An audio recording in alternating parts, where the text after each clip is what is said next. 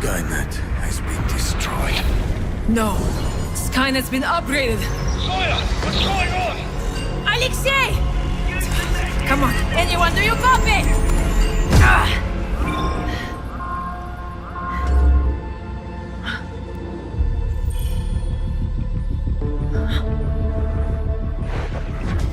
Nox, confirm your position. The deal is clear. I'll help you remove your relink and escape Havoc. But first, you infiltrate the Skynet terminal and restore our comms. Respond immediately.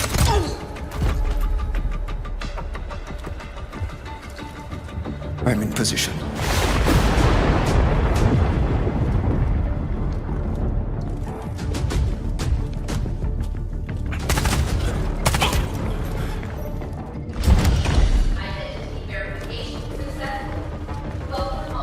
All clear. Find the terminal. Alright? Welcome home. Trial 116 had those history. Astonishing. You are truly one kind. Resist. Get out of my head!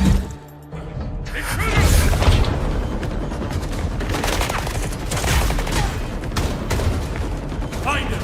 Go!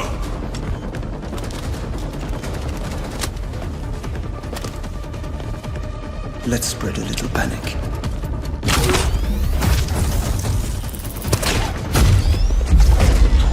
We've got you surrounded! Enemy over here!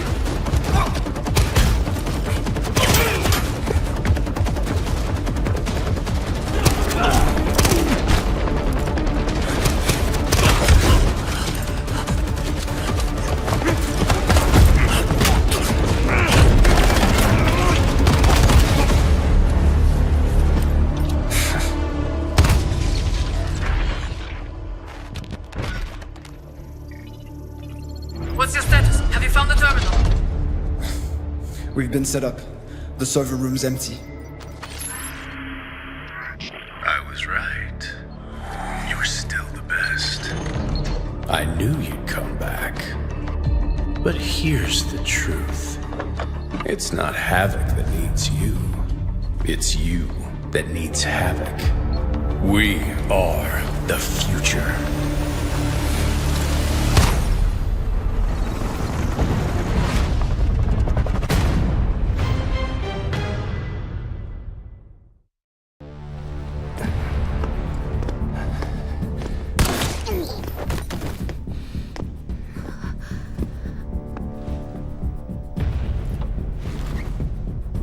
Find the terminal.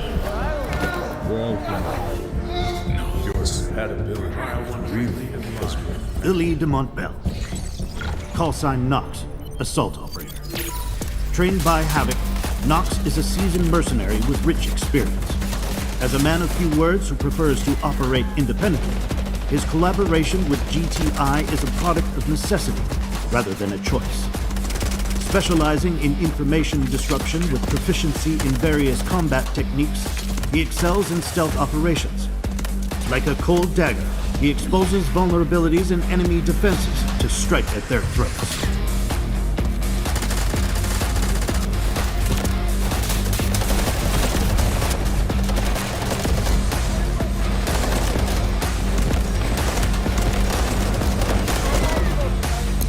Nox's tactical equipment, Silent Assault, consists of an information jammer and sonic jammer. When activated, the disruptors emit sonic interference waves, minimizing Nox's sound propagation and the alert range of enemies. While this interference is in effect, enemy recon tools are unable to pinpoint Nox's exact location. Allied forces are engaging at a second level.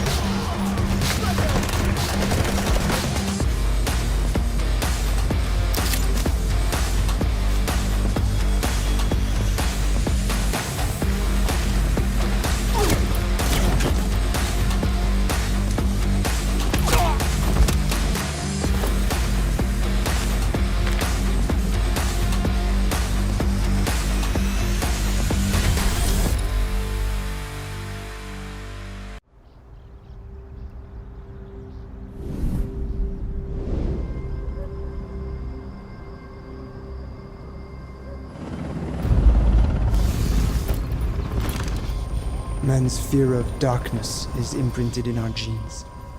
In the absence of light, we become prey, hunted by nameless dangers and unknown fears.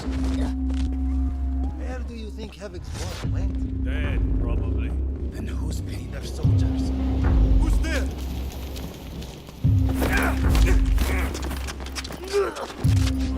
We try to seek solace by the faint light of fire.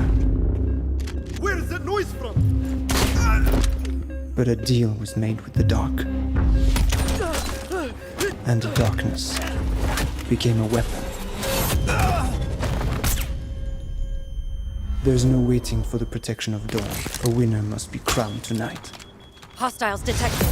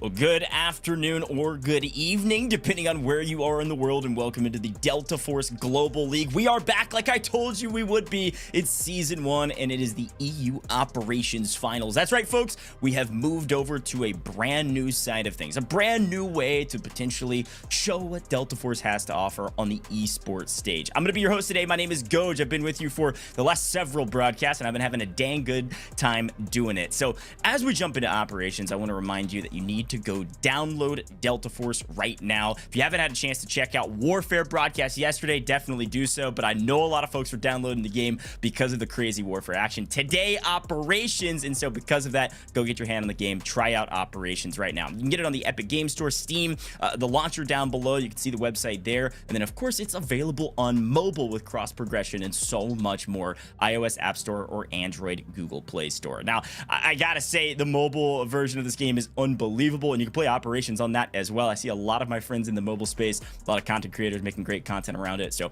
definitely go check that out. Now, folks, I am excited for the day ahead of us for multiple reasons, and the main one is we get to see some incredible Operations action, which is one of my favorite game modes, of course, with Delta Force, but I'm also excited because I get to do it alongside my amazing co-host.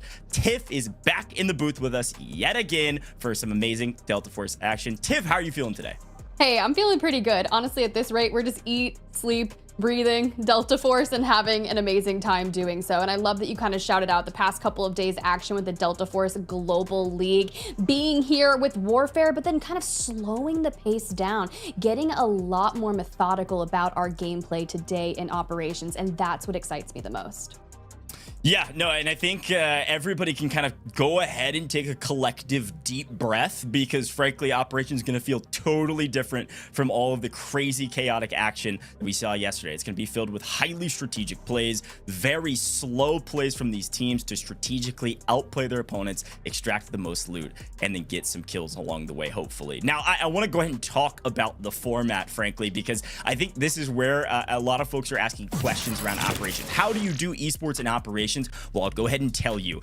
We have 6 teams of 3 today. Now, a little bit of difference from yesterday to today is that these 6 teams of 3, yes, they came through the online qualifiers, but they also had to do some offline customs qualifiers to make it to this stage. So it was an extra layer of competition that happened off screen to get to our 6 teams. So a total of 3 from the first week of online qualifiers and a total of 3 from the second week that battled it out in customs to make it to here to be the top 6 teams in Operations for the Europe region. Now, what we're going to be doing today is playing on Brackish, then Space City, then Zero Dam, and then we're headed back to Brackish. Now, the way scoring works is very simple. It's just straight up extracted loot value plus $200,000 in loot value per kill. So you can do quick and easy math. If you get one team wipe, that's going to be extra 600k added to your total loot value based on what you extract with. And if you get 3 kills and you don't extract because you get wiped, well, you're still getting 600k on your scoreboard. So there's still an opportunity to get it.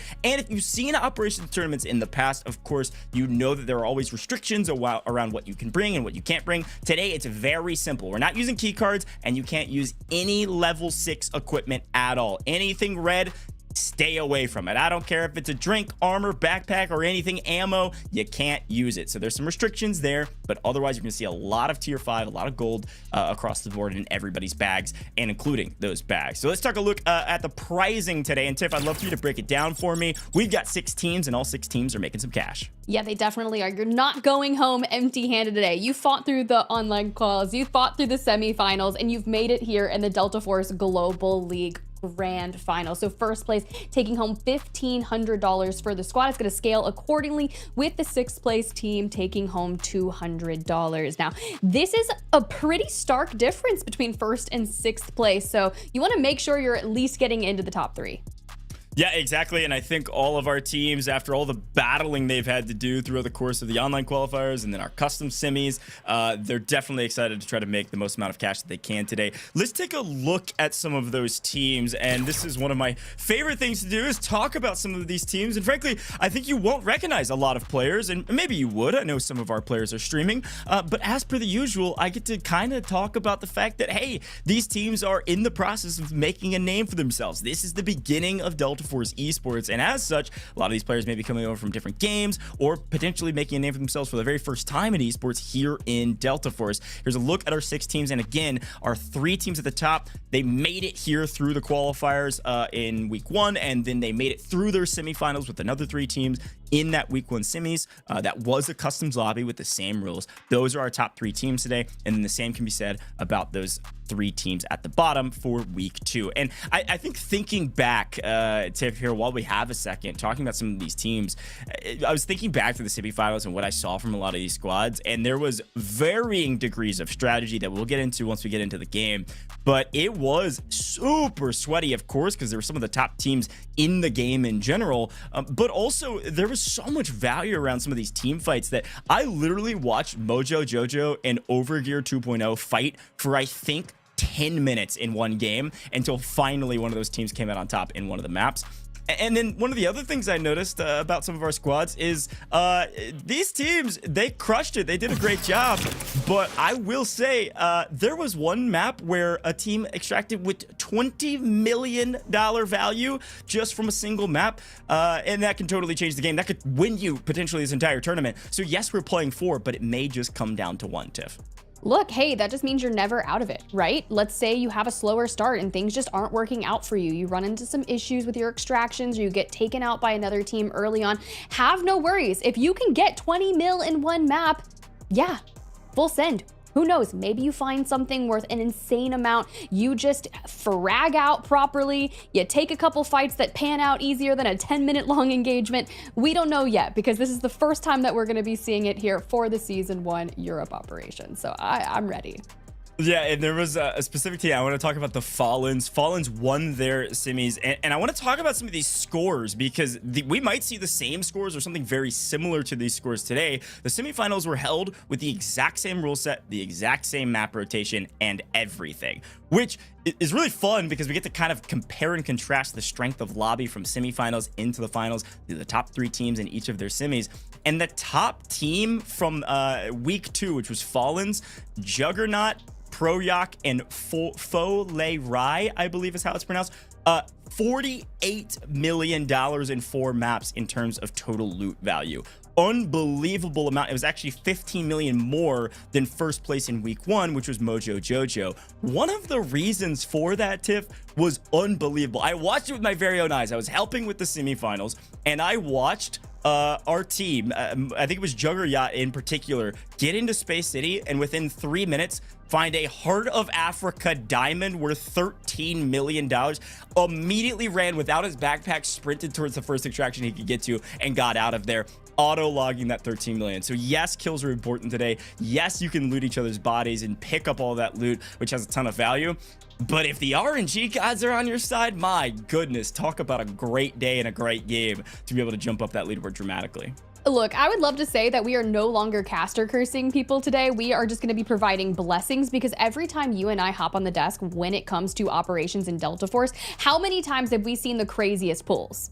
So if you've already seen some stuff like that in the semifinals, what are we going to see now? Like, do we get another Heart of Africa? What are the odds that that even would happen?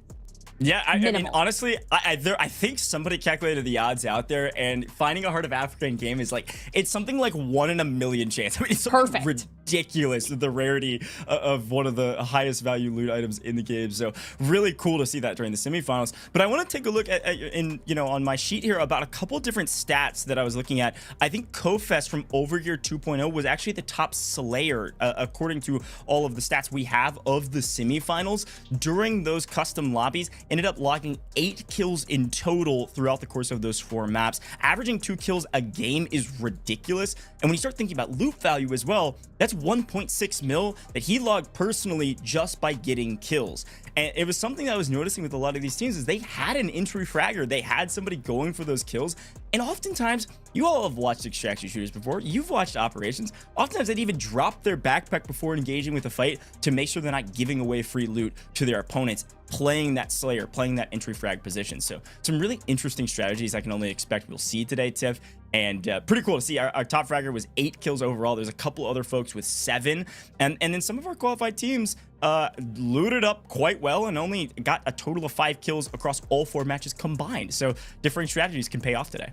Yeah, because I was just thinking about it. The amount of kills that you can get in a game is only going to be, what, 200,000 loot value per individual kill. So if you're averaging 2 per game, that's 400,000 in loot value. And if you just find some higher quality loot that you can just run out with, or maybe send one player to exfil prior to the rest of the team, and then they work to kind of eliminate a round, you might just find more value from the loot as opposed to engaging. Now, on some of our maps here today that we'll see, there's a really good chance that our teams are going to spawn in on the infills very close to another squad. And my question is, do they just start engaging right away because they're going to be so confident with what they're already bringing in terms of their loadout? Or do they just say, no, I'm going to wave the white flag. I'm going to go work towards maybe finding some safes and just getting my loot up? Yeah, that's a really fun strategy to talk about. I think it depends on the team is the answer. I was talking to some of the teams during the semifinals and they were like, man, this was really ratty. It was really sweaty. Like, people were playing so slow. And it's like, yeah, of course they are. Because you guys got to remember, think about the type of loot people are bringing in. You're bringing in full gold everything. Some of the players even were bringing in an extra gold armor piece worth another 200k just in their bag so they can armor swap mid-fight. This is a ton of loot. And we're talking about, oh my gosh, hey, great, you got 3 kills, you got a full team wipe. That's 600k in loot value. Most of the weapons people are bringing in are worth like 720k. So team fights are going to be so valuable for these squads. And I'll be really curious to see who prioritizes taking fights, which is a higher risk and of course higher reward strategy. Again, you could come out with 20 million or you could come out with 0 if you lose that fight. So a lot of nuance, a lot we can talk about while we're in game as well. I believe our players almost ready to get started and hop into our very first game of the day. We're going to take a very short break while they get ready. We should be right back in just a couple moments for our very first map, the EU Operations Finals.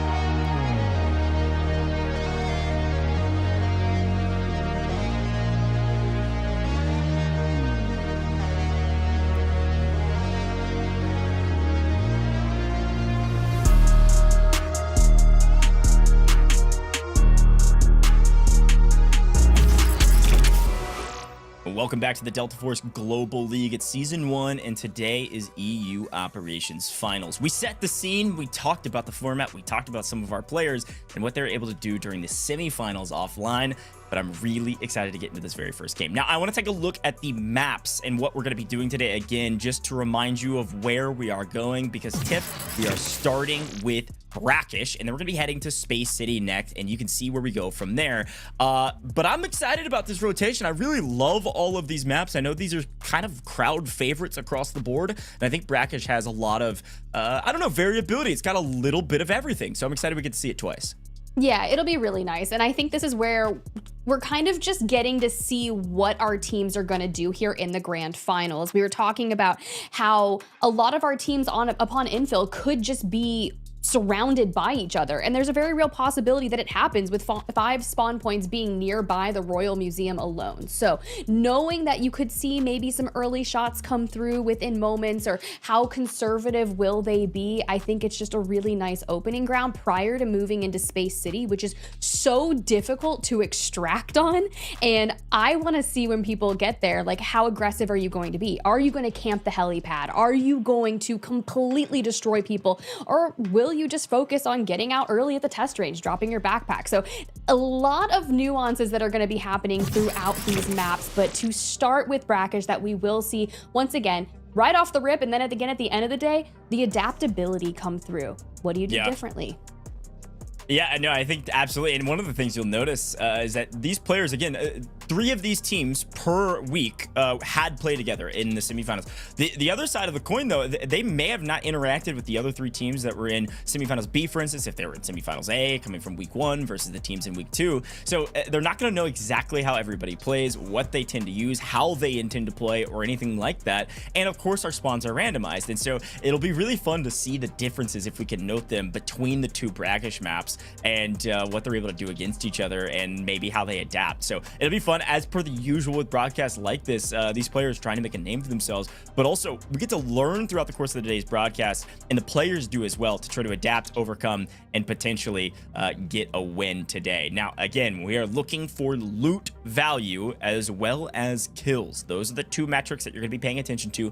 Each kill is worth 200k. So if you can walk out of here with 6 kills, maybe 2 full team wipes, not only are you gonna have a crazy amount of loot on those bodies, but also you're adding an extra 1.2 mil on top of it. So I'm pumped about it. I know our game's loading. We're gonna be jumping straight into Brackish, and I think you're right. I think we might see some early engagements, and then a couple teams that decide to loot for 25 of the 30 minutes that is on the clock for each of these maps. So it'll be fun to see. During the semifinals, Tiff, you said something very important. During the semifinals, that far south point on Brackish, that extraction point, is the one that was fought the most. It is the extraction point that's open the longest. It is the one that everyone was fighting over. There's a couple spawn points over there as well, but at the end of the game, watch that clock, folks. We're gonna go the full time every single time, and I can only imagine we're gonna see some late game fights where you're looking for an extra kill for the 200k, but you're also looking to loot that body and try to get out if you can.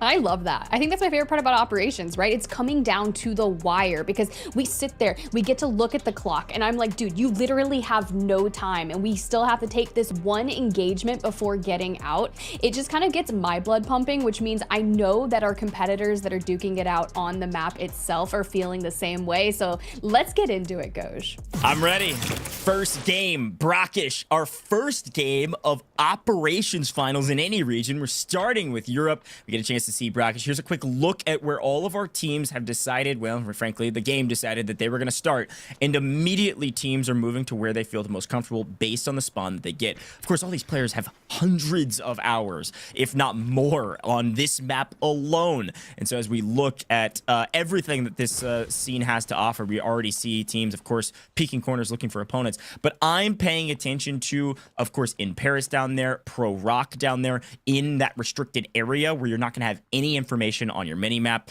and it's also where some of the best loot will be. So those teams potentially focusing on that more than anything else.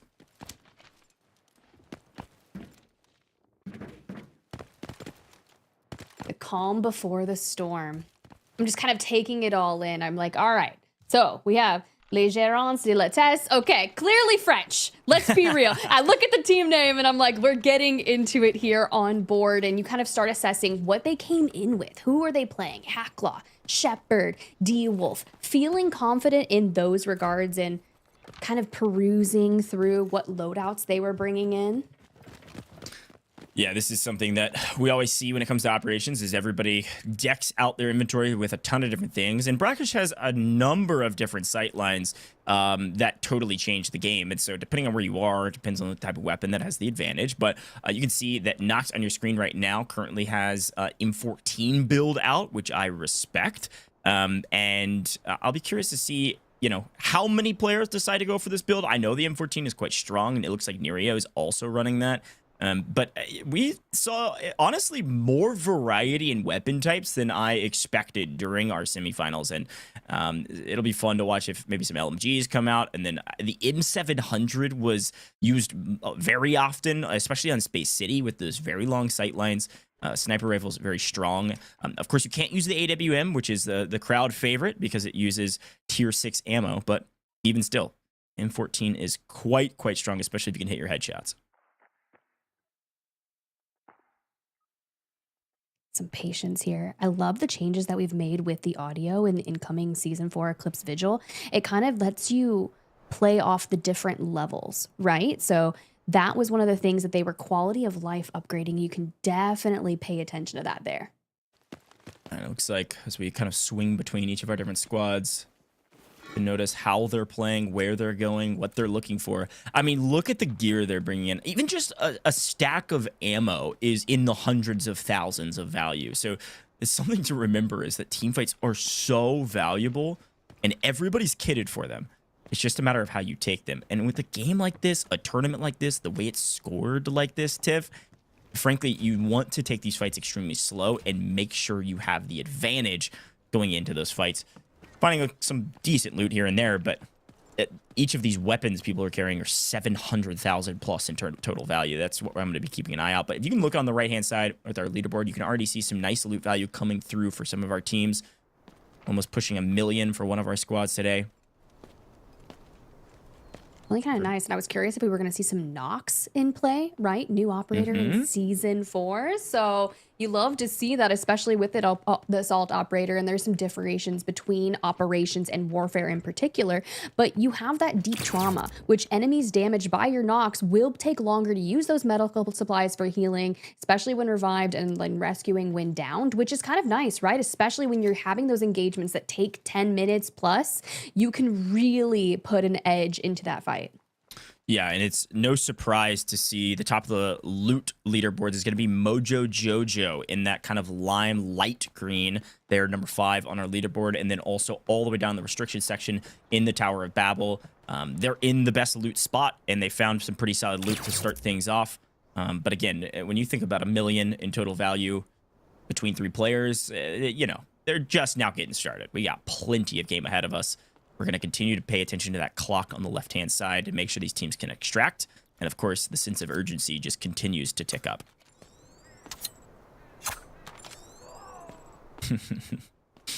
Great way to clean up some AI without shooting any bullets. Keep everything nice and safe, especially when you're in the restricted section like this. You can see no signal, top left-hand corner.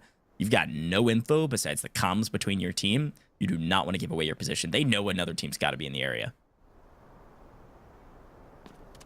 You are 100% right on the pacing, right? So if you've been hanging out and chat with us all week long for the Delta Force Global League, you saw how chaotic warfare is. We talked about the pacing that you were going to get in operations, and it is brilliant here. Pro Rock locking it in from Team Fallen. Yeah, and the interesting thing here, too, is that the 2 teams in restricted area here in the Tower of Babel are the top 2 teams from the semifinals. It was Fallen's with Juggernaut and Pro Rock that I was talking about, who had the most loot value across everybody, but they won the second semifinals. MOJO JOJO won the first semifinals, and they both find themselves in the Tower of Babel, and both not wanting to give away their positions too quickly. Oh, wait, they definitely hear the footsteps above them. In Paris is right above them. And now they know there's a team 100% close. That's the wild part. That's the changes that we're talking about with the different levels of audio and kind of perusing through that. And you have to be so cautious here. But to be fair, at least when you've got Luna, Hackclaw, Toxic, a lot of changes from season 4 came in and kind of reducing some of the cooldowns and maybe the ricochet of a Volt Arrow. But these are recon legends that are going to be able to snuff out. But the issue is when MOJO JOJO is actually electing to play Nox, that assault operator that is so good at being stealthy, and we're talking about the audio cues that you're getting, maybe we see an ultimate pop and a crazy flank happening. Definitely possible. I think just getting that raw information is everything, right? And one of the other things is that oftentimes with the type of loot people are bringing in, there's ways to enhance your audio, enhance your hearing with some of the helmets that you're able to pick up.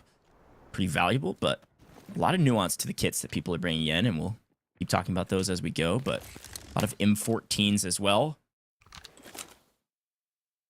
We are trying to clean up some of the AI in the area and also keep an eye out for where the other teams are at. Patience is a virtue when it comes to this game mode. And I think this team is thinking, hey, if there is a team inside the Tower of Babel, they have to come out eventually. And so they're probably going to be here for 10, 15, maybe even 18 minutes until that team finally has to make their way out and hopefully comes right through them. We shall check in with some other teams like Overgear 2.0 currently on your screen, and they're relatively central up in the north, surrounded by 3 other teams. But for now, just kind of looking about, situated with that 225 million loot value.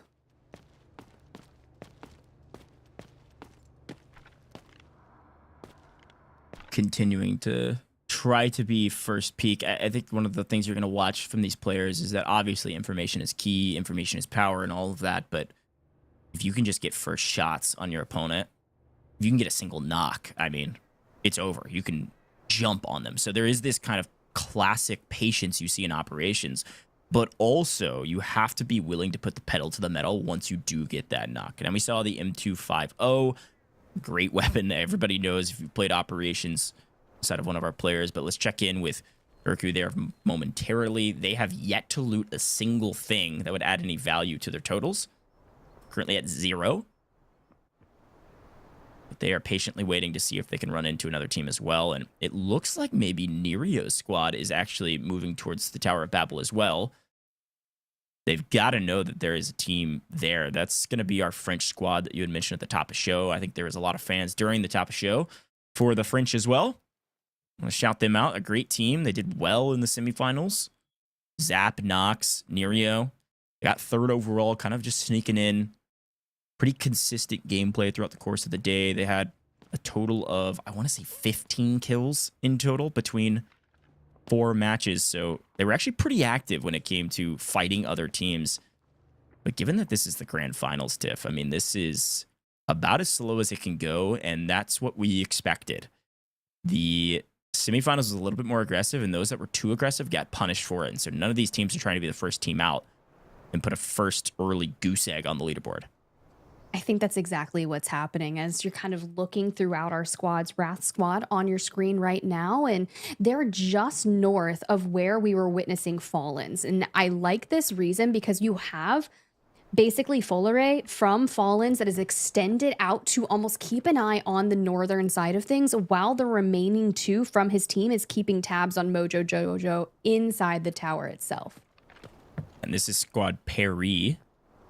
Mazkor was a standout performer during the semifinals. And this squad was an interesting one to watch in the Bravo group because they only got 5 kills. This is the team I was mentioning. Only got 5 kills in total throughout the course of 4 games, but still made their way to the finals today.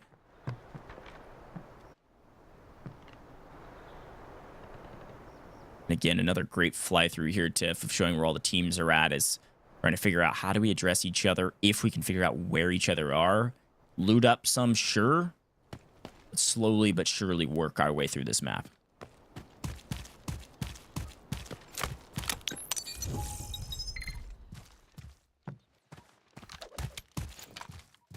All right, back on board with Les Gerants. And they're kind of situated still nearby where they infilled, up by Asara Camp. Still situated by multiple teams here.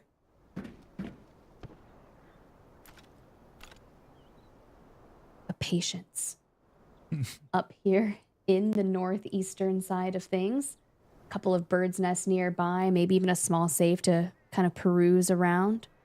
Yeah, frankly, I think that our first interaction will probably happen between Donardo, which is going to be Overgear 2.0, and that Nerio squad, our French team, is my guess, on the up near kind of the market and Asara camp area. It's going to be kind of top right-hand corner of the map.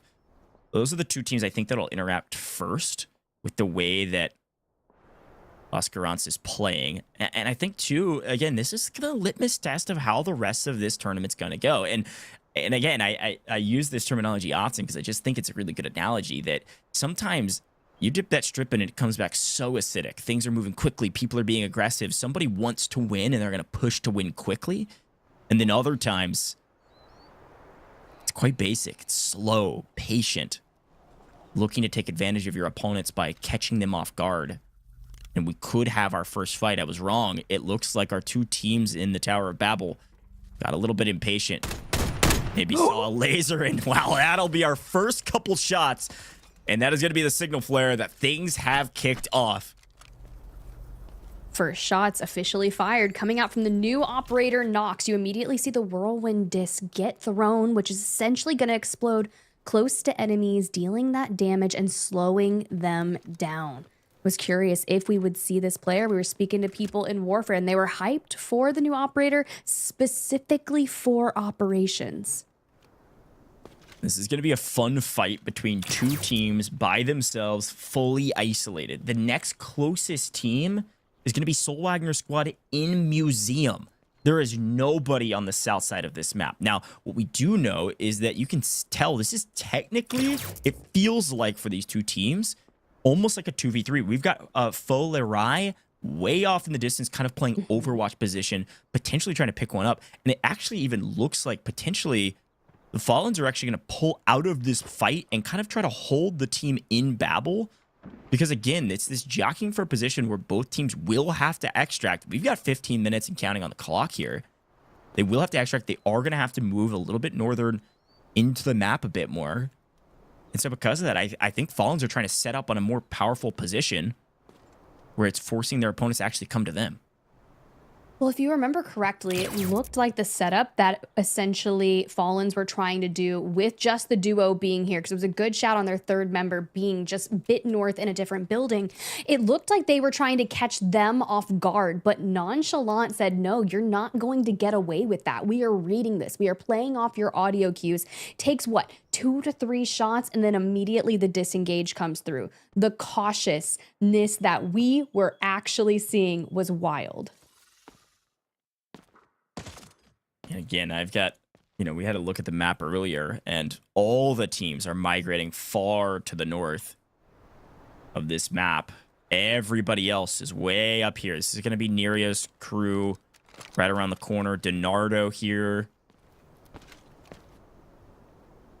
Everybody is so patient this game. And you can see, I think this is the fight that I thought would happen a bit earlier. You can see Nox and Zap just off screen. Looks like they're moving towards Donardo's team right ahead. And it looks like they've spotted them. So having spotted each other, likely exchanging blows, Nox takes one to the face and as such has 8 HP in a dream. And that dream is a syringe. And let me back up, make sure my helmet gets fully restabilized and repaired. My goodness. That's the power of the M14. It's like, hey, I think I'm going to try and get some shots, but from a distance, Zapok himself gets absolutely lasered. That high to low ground advantage in Kofest. You were talking about them earlier, averaging 2 kills per game in the semifinals. Still, no stranger to getting active here.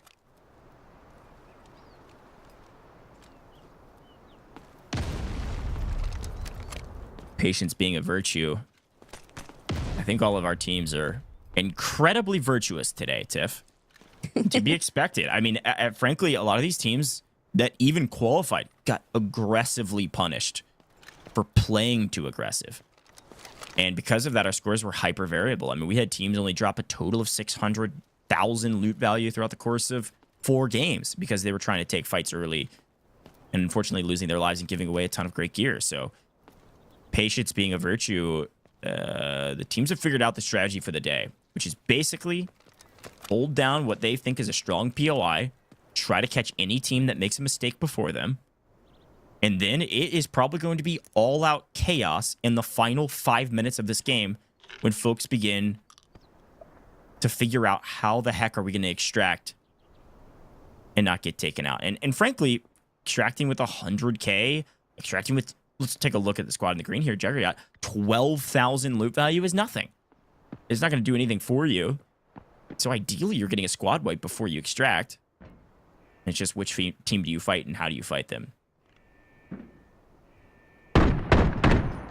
Ooh, cheeky, nonchalant with the wild angles. Still the poke battle. Very similar to what we were talking about with those 10-minute long plus engagements.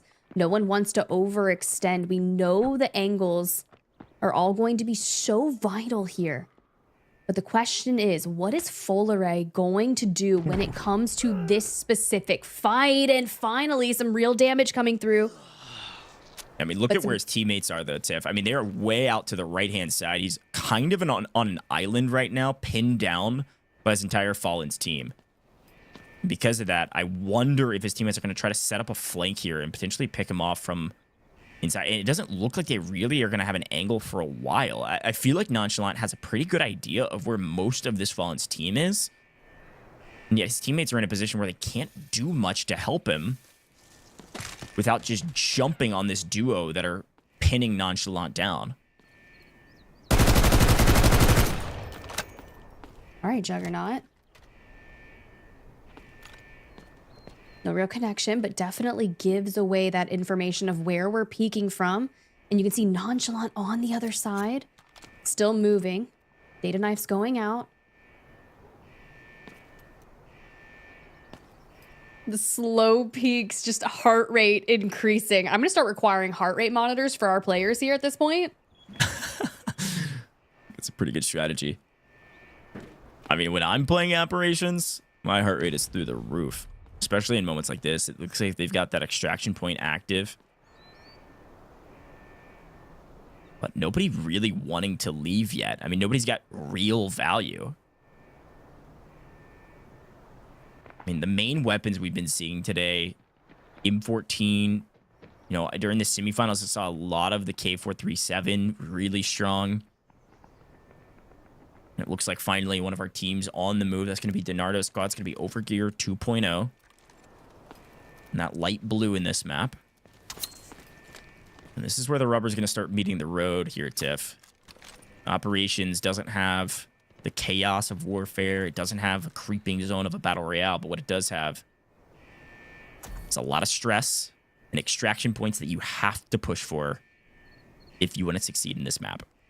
Love that WrathSquad's been kind of anchoring down in the Royal Museum. They've been holding it steady. There's a lot of valuable information there. And also activism levers needed. But back on over, Overgear 2.0, hitting the prep. You were waiting for this one to break on out, and finally, there we go, Dragonfly Swarm. This is PARI versus Overgear 2.0. This is a pretty big fight. This is going to be our first true team fight that's going to determine who has a great first map and who has a frustrating one. And this is only going to continue when signal flare shots are like this. Nice flank here. Stickinson, though, get caught down in the trade. 2v2, and all of a sudden, Moskor completely alone by themselves with a couple traded out.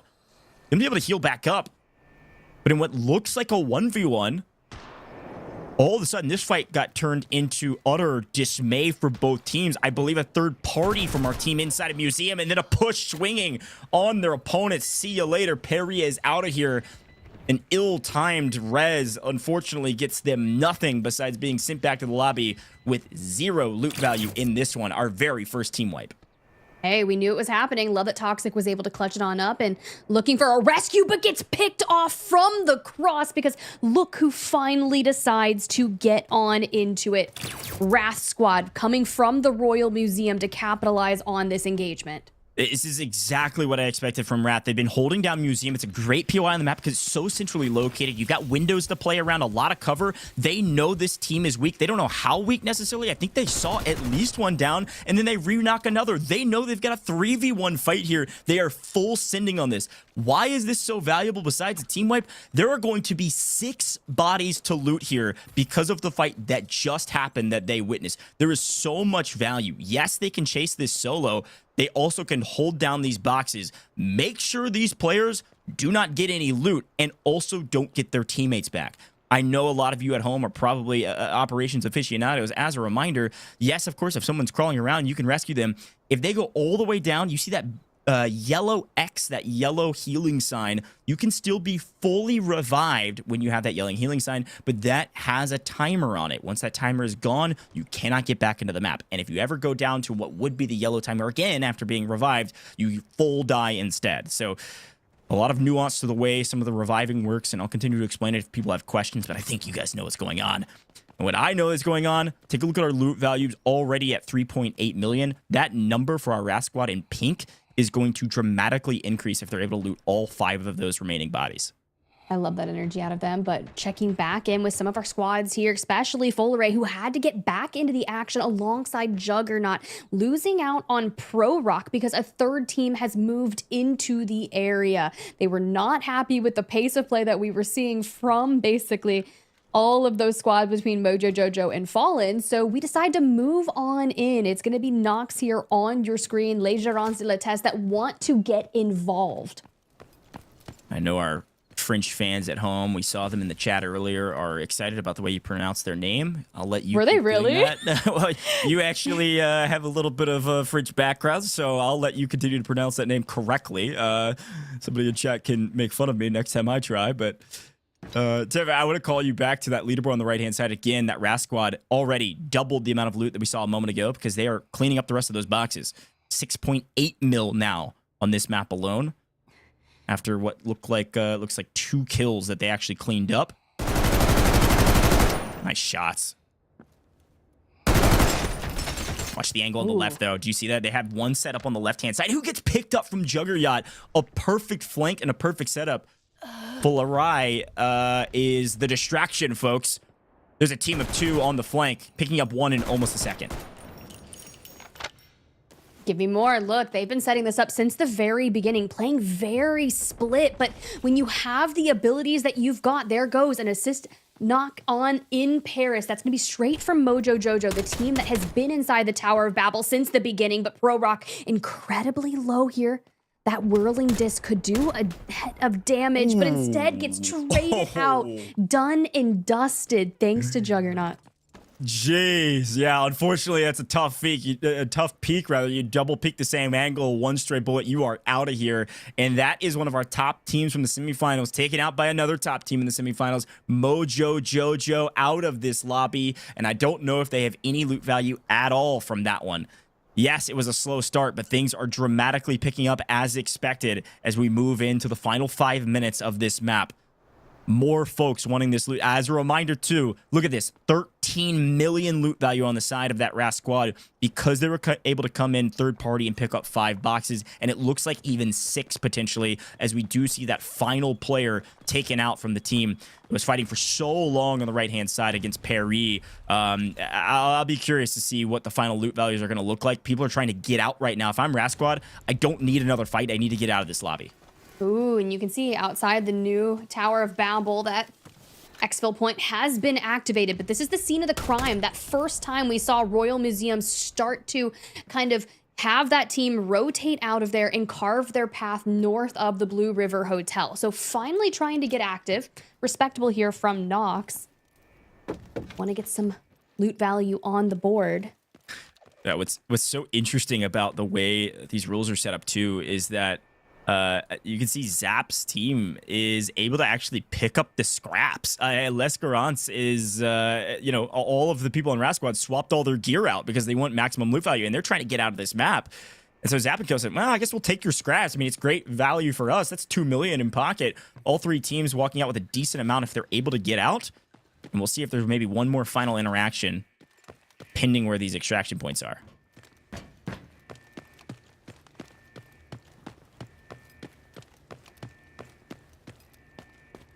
As you can see, I think we are actually just moving straight towards potential exfil, just above 3 minutes to go. You do see Fallens there on the left side. Borku, WrathSquad, still moving on. What are the chances these two run into each other going to an exfil at this point? I don't know. I mean, it's looking like they're going to be both going for the northern extraction point. It's on a timer. And here it active currently. So this is going to be a fight for a ton of loot with only 2 minutes and 38 seconds left on the clock. Got to get a move on it. I don't think they're going to move in time. WrathSquad is out of here, folks. A massive loot value in total. They did have to drop a few things, so they're at 11.3 in total on that extraction. A reminder, they got 3 kills in that lobby. That's going to be an extra 600K on top of that. A great day today for WrathSquad to start things off. That is a great tone setter for what we'll expect to see in future maps as well. And some great value from some of the other teams as well. You can see it looks like Zap and Co. are going to get out of the northern extraction point. Everybody else, and frankly, the only other team, Fallens, is way deep on this mouth to the south side in the Tower of Babel. So I'm not sure if they're going to get out or not. I do know that there's an extraction over here, but I don't know if they're going to get there with only 2 minutes on the clock. We'll see what they're able to do. Looks like they may be going for the top floor of New Tower of Babel here, specifically for Juggernaut. And if you can only have one player take that extraction point, as long as you're submitting the ID tags perfectly, like, should be golden. Because you can see right now 2 members of this roster are just hanging out headed towards north. Yeah. But we'll keep tabs. Well, no, it's a really good shout, Tiff, because let's take a look at the bottom middle. Look how much value. You're right. Juggernaut's just trying to get the heck out of here with basically his entire team's loot value, 7.3 mil. And you have to carry less than 50 kilograms is what that is, kg. I know there's a lot of American audience out there. You might not know what it is, but that's what it is. And because of that, you're going to get a ton of value here just from Juggernaut getting out. So now, this is something I saw in the semifinals. The other 2 players, we've already extracted with, 90% of our loot value. The other 2 players were maybe trying to swing up here and try to take a fight to try to take out some of these other players. They're just not going to get there in time. And because of that, boom, we're at 50 seconds remaining. We see a couple more players extract, and it's just a couple final players on the map looking for a kill. And there's an angle.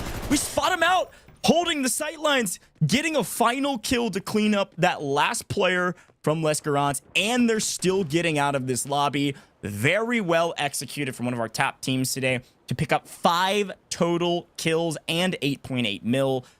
Very well done in the final section, in the final seconds of that map. What a fun way to watch brackets for the first time. It was slower than maybe I expected. It was slower than the semifinals, that's for sure. But things picked up towards the end, Tiff. Hey, you called it earlier, like, this is going to be a litmus test, specifically opening with Brackish, and we do get to end our 4-game series returning back to it, right? So will we see some changes that come on through regardless? We know that they're not going to get active until it hits the timer about 12 to 10 minutes, and throughout that duration on that map specifically, we lost half of our teams. Yeah, and that's always what happens. I think the big thing that we can talk about is also the third party. It's so valuable in a ton of different game modes, a ton of different games. But I'm going to be honest, the third party in operations is everything. You've got to be the third team to the fight. The perfect example is WrathSquad. They played inside the museum. They were centrally located, and they waited until yes, they had information, which could have come by spotting somebody out and getting a knock, or just hearing gunshots. You swing over to the window where you hear the gunshots from, you peek out, you see somebody expose the right shoulder to you, and all of a sudden you're third partying a fight, picking up 1, 2, 3, and then making sure the one team that comes out of the original fight isn't able to revive.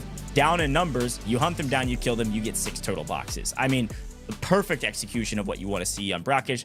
Great execution from WrathSquad. They're probably going to be the top scoring team from map 1, pending some of the final scores that come through.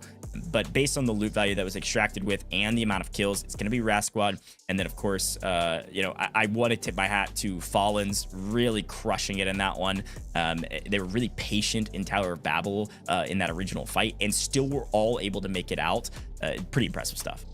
Yeah, I really thought that MOJO JOJO was going to be able to turn some things around here. They were the initial team that was inside the Tower of Babel. And as they come down, you can see Nonchalant trying to open things up on Nox, and they're the ones that take the first initial shots. But then in a way, they also get absolutely annihilated by Fallens, which I thought was impressive considering they had Fallenride that was just kind of anchored off in a different sector of a building to really keep an eye on whether or not other teams were going to look for that third party that we saw WrathSquad use from Royal Museum. So I love the shout out earlier from you on that, Goj, because in particular, it's Gorku from that roster.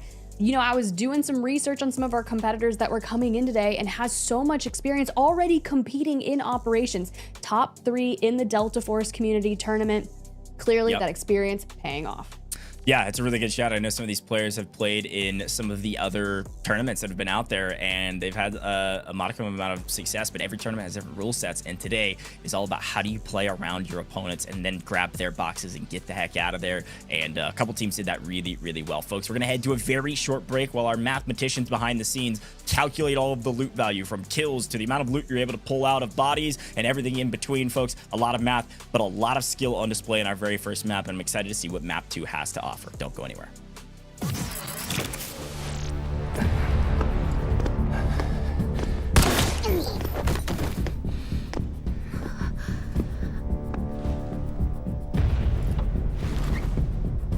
Find the terminal. Your compatibility really impressed me. Illy de Montbel. Call sign Nox, assault operator. Trained by Havoc, Nox is a seasoned mercenary with rich experience. As a man of few words who prefers to operate independently, his collaboration with GTI is a product of necessity rather than a choice. Specializing in information disruption with proficiency in various combat techniques, he excels in stealth operations. Like a cold dagger, he exposes vulnerabilities in enemy defenses to strike at their throats.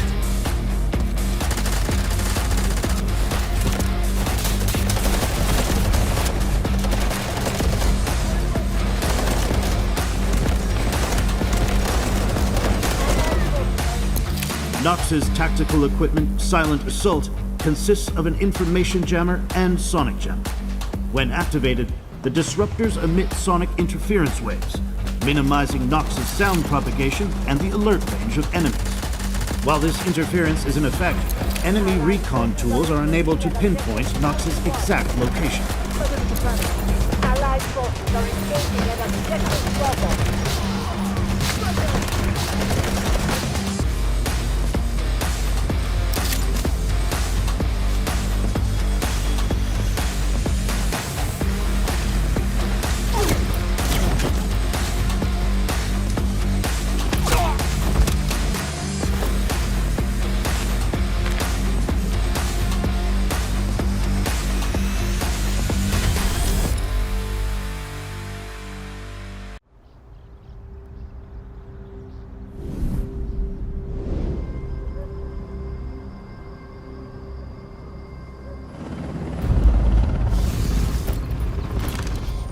Man's fear of darkness is imprinted in our genes. In the absence of light, we become prey, hunted by nameless dangers and unknown fears. Where do you think Havoc's boss went? Dead, probably. Then who's paying their soldiers? Who's there?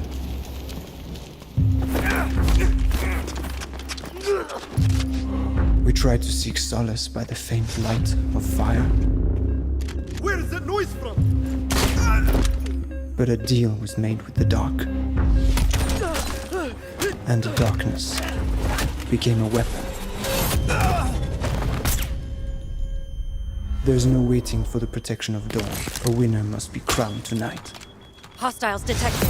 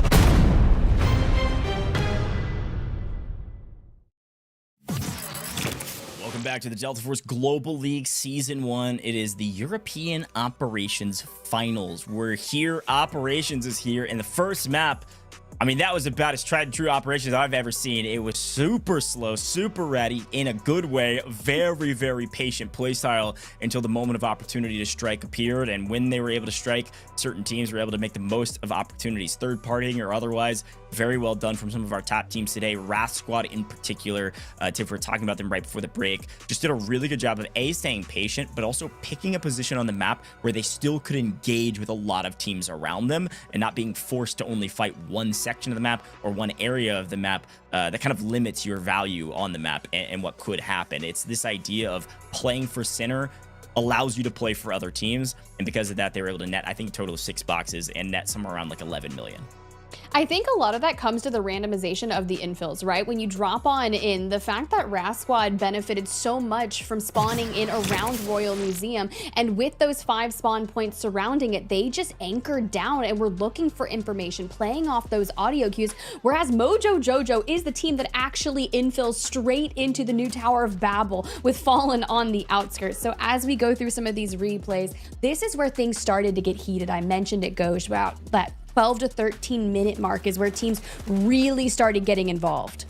Yeah, and it was this fight that truly set the tone for what we would see. Again, just off screen was the WrathSquad there that ends up third partying that fight. And then these two teams, like you were just mentioning, are top 2 teams during the semifinals on different semis, fight each other and end up going to the way of the Fallens. And here's those final moments of some of our teams getting out. You can see some of the scores on the right-hand side. 3 teams netting basically 0 loot value, but it looks like a couple kills across the board. I don't think anybody's fully extracting at, or ending the game rather, at full zeros, but we'll take a look at our scoreboard and take a look at where everybody landed. And yep, it was MOJO JOJO down there with only 1 single kill that ended up going their way for a total of 200,000 loot value, and so on and so forth. As we swing up this leaderboard, you can notice that, well, the team at the top, WrathSquad, is up by a decent margin, but Fallen's right behind. So let's take a look at our overall after game 1. Obviously, it's going to be a lot of the same.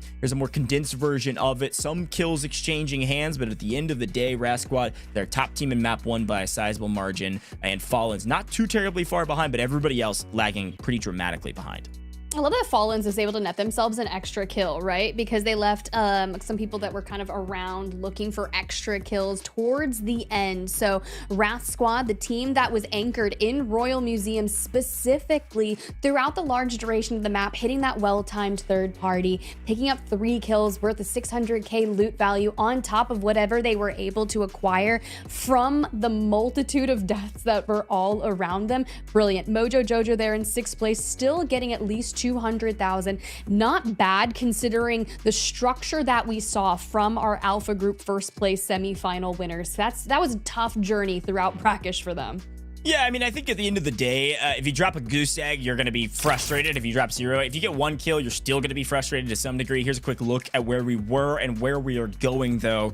Space City is next. So if you liked M14s, I think you're going to like this one. I think we're going to see a lot more of them. We should see some M700s get broken out here as well. I'm a big fan of sniping in operations. It's a lot of fun. Obviously, high risk, high reward. You got to hit your shots. And I think it's going to be a lot of fun to watch here in Space City. A fun map, longer sight lines. If you know it, you probably love it, but it also is probably the one that gets my heart rate up the most. This is usually where you're bringing in the best gear. And of course, each of these maps, all of our teams bringing in the best gear that they can, which is everything besides tier 6. So based on what we saw, Tiff, we're about to jump into map number 2. We're about to jump into Space City. Talk to me about what you can expect to see in Space City. I mean, one of the things I'm thinking about is extractions are going to be a little different. Yeah, I think that's a brilliant point to kind of start off with, because this is going to be incredibly difficult to extract from, knowing what Space City brings. So if we're not going to see fights until maybe that 12 to 15 minute mark, things are really going to get coordinated, because it's like, do you go to test range? That's that exfil that you have to drop your backpack. Now, granted, if you're swapping your loadout for an enemy's loadout, then you just kind of exfil with what you've got. Great. Maybe send a player or 2 to go ahead and do that, right? Then you have helipad. Sure, you have to activate make 2 switches to be able to get there. It's gonna alert everyone, and it can be camped out. Then you have the rocket extraction point that doesn't even open until 15 minutes into the game, which is fine. Considering the majority of our squads today, we're not even fighting until that point, so why not wait for the rocket extraction, which is definitely going to take some time to achieve. It's just difficult, which makes it so much more entertaining for you at home and us in the booth. I love that breakdown, Space City. It's a lot of fun to watch, and let's jump into it so we can get a chance to watch it ourselves. I'm excited to see where our teams ended up loading in on, and one of the things I was about to mention is one of the things that we all know about Space City is some of these spawns are very close to other teams, so we could see an extremely early engagement. Already seeing that on the left-hand side of your screen. And these are going to be some of the top teams today trying to pay attention to who is spawning around them. And now that you know, do you decide to take that fight or you decide to back out and try to reassess from a different angle, or just completely get out of dodge and try to go loot up?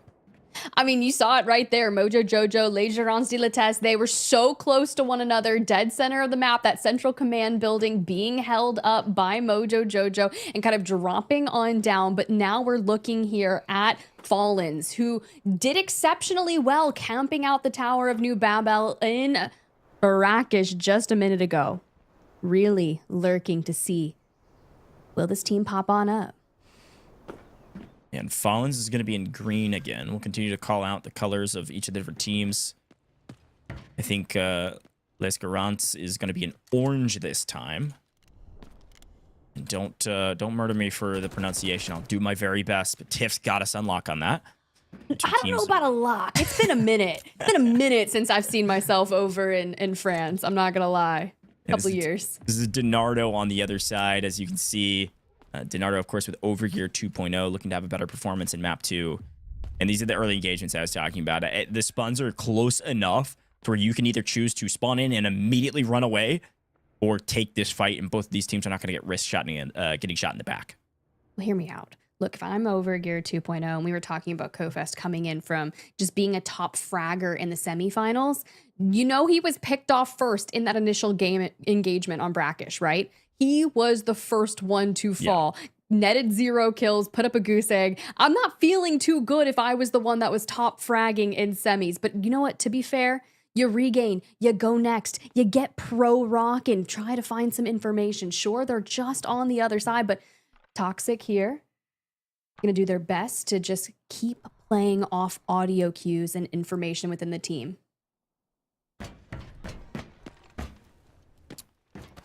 And right now, they're just trying not to sell their positions. It looks like the only team that has done any sort of looting thus far is going to be the Les Gerants team. That's in orange. If you're looking at the leaderboard on the right. But I'm looking for heads. Looking for headshots. Finding an angle, and whoa, yeah, that'll hurt. And probably take down the helmet of Kofest on the other side. Quick repairs, no problems here, Tiff. You love to see that checking in from Kofest side of things. I mean, hey, at least Luna didn't start investing some of the frags. The cooldown on that with Season 4 was decreased by 10 seconds, so you'll have a new one up every 45 seconds. Even the Volt Arrow, I've seen some really solid lineups for it, but we're still being cautious on that side of things. Oh, I love it. Kofest trying to jump peek with the IB 700 as expected. We're seeing our first sniper, true sniper, into the mix here. And it looks like the Fallens are just waiting for Nardo Kofest to make a mistake.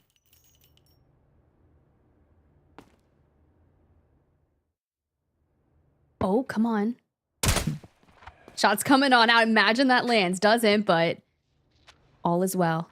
Look, I'm going to be honest. If we're hitting jump shots in operations, I mean, go ahead and just don't sign up. You know, this would be a crazy shot to land.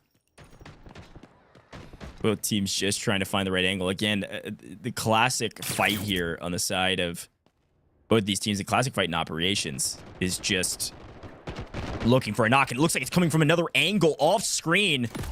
Nonchalant is getting mixy, and all of a sudden the Fallens have been flanked far enough to lose a player. And Aluru comes in handy, deplete some resources, push the fight. You now have player advantage.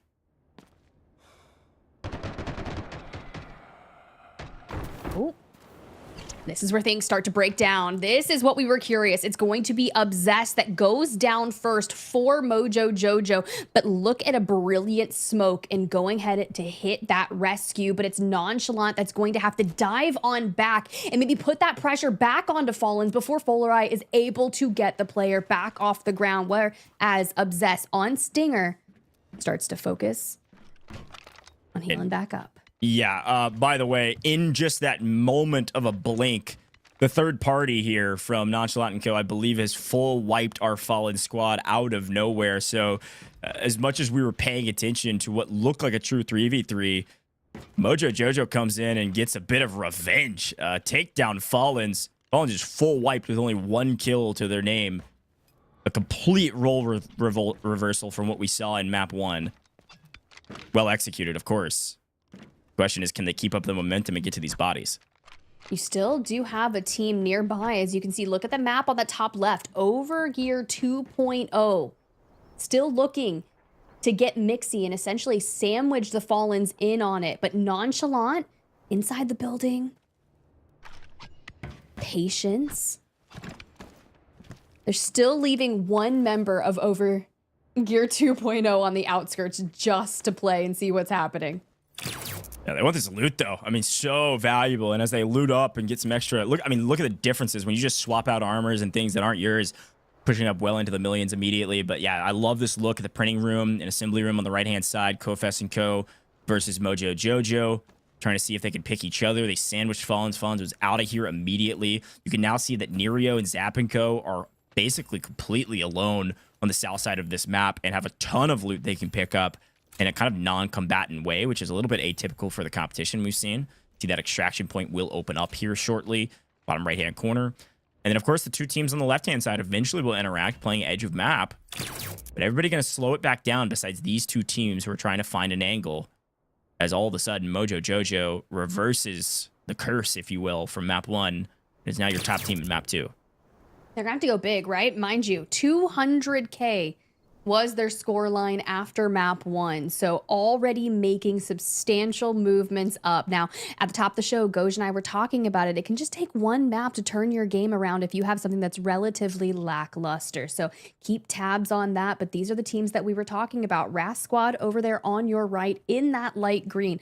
This is the team that was so patient on Brackish, taking those well-timed fights. But will they hit into an engagement here with PARI?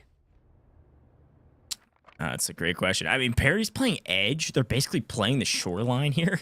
And nobody's going to willingly come over here. But what you might find is an angle for a pick from distance. M700, the sniper of choice for just about every single player. And I assume we see one per team is my guess, if not potentially more. It looks like Zap on our screen right now, still rocking the M14. And the SVD, both great options, of course. Also, shout out to Zap on our screen, already rocking the Sea Gleam axe that came out with the new update. It looks dang cool. Look cool, feel good, play good, hit your shots better. I swear there's something to be said about that. That's exactly right. And you can see the just raw value you get. Look at that. They were able to loot all 3 bodies, fully looted up, fully ready to go for what fights could engage here shortly. But already, MOJO JOJO's at 7.5 mil. You said something so interesting about the last fight, right? You were talking about how MOJO JOJO only got 1 kill and then got fully eliminated, so they have 200K on the leaderboard. They've completely made Fallens feel the exact same way. I mean, Fallens has 200K on the leaderboard this map, and that's all they're getting. They got 1 kill. The question is, that's tough. Yeah, it's a repeat of history, just the opposite side. And I'll be really curious to see how this fight pays off for either team. I mean, you're really looking for the entry knock. I think you're going to get it from KOFES here at the M700 if you're going to get it from anybody. And obviously, you know that the team ahead of you has basically double the value of stuff or close to it. Maybe we can say 1.5 as any other team. So they're going to fight this team at some point. It's really their only option to get valued loot, as they actually push up to 9.7, finishing up some looting on the other side. That's crazy. So hear me out. This is Yeah, so go ahead. vital. I don't want to interrupt you or anything, but No, you're good. literally, this is the fight between Overgear 2.0, 400,000 in loot value after game number 1. And so knowing that MOJO JOJO only had 200,000. So if these two actually do engage, they're going to be the ones that shoot up the leaderboard, because Fallens, if they've only got the loot value from 1 kill, they're netting themselves 10 million after 2. WrathSquad just under 12. So this puts them right into the top 3, whoever wins this engagement. Yeah, it's a really good shout based on game 1 leaderboard.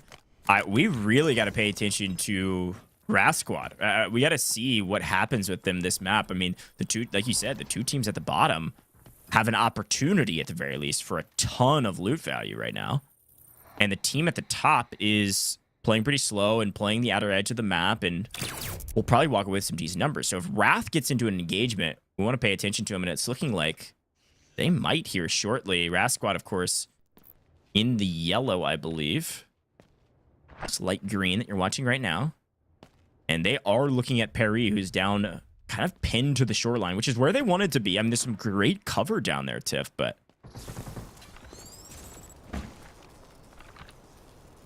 mean, they're making a setup, which I love from PARI, right? You're kind of investing 2 of your players out towards the left, 1 for the wrap on the right, but it's actually going to be a member of WrathSquad that does get picked up on the flank. You can see 1 member of PARI just kind of hidden out there down on the ground. So we're going to see Starbaxer try to go over there and maybe hit the rescue. In Gurku watching the cross, trying to play off that timing, saying, hey, is there a specific moment where I can maybe push this and take this 2v2 before it turns into a 2v3? Yeah, in terms of trade deals, WrathSquad just got scammed. That is a terrible trade, unfortunately. I like the idea of bait out Beer Soldier on the right, and the rest of your team is able to take an angle to kill them. And unfortunately, it was just slightly mistimed, or they just didn't quite have the angle they expected. So the trade, unfortunately, is a bad one, because you've got Stickinson now back up, and it's now a 3v2, and the chances of you rezzing Beer is basically 0. You're going to have to take this fight. You're going to have to win it, and we engage, and we win it. Oh, nice swing from Girk. You were saying he's a top 3 in another tournament. I guess I know why. My goodness. Swings around the corner, takes care of his opponent, and all of a sudden, this is going to be the signal flare that, woo, PARI, you better lock in and get ready. Sure, you could go for the revive here. You could potentially rescue, but this is going to, oh, no.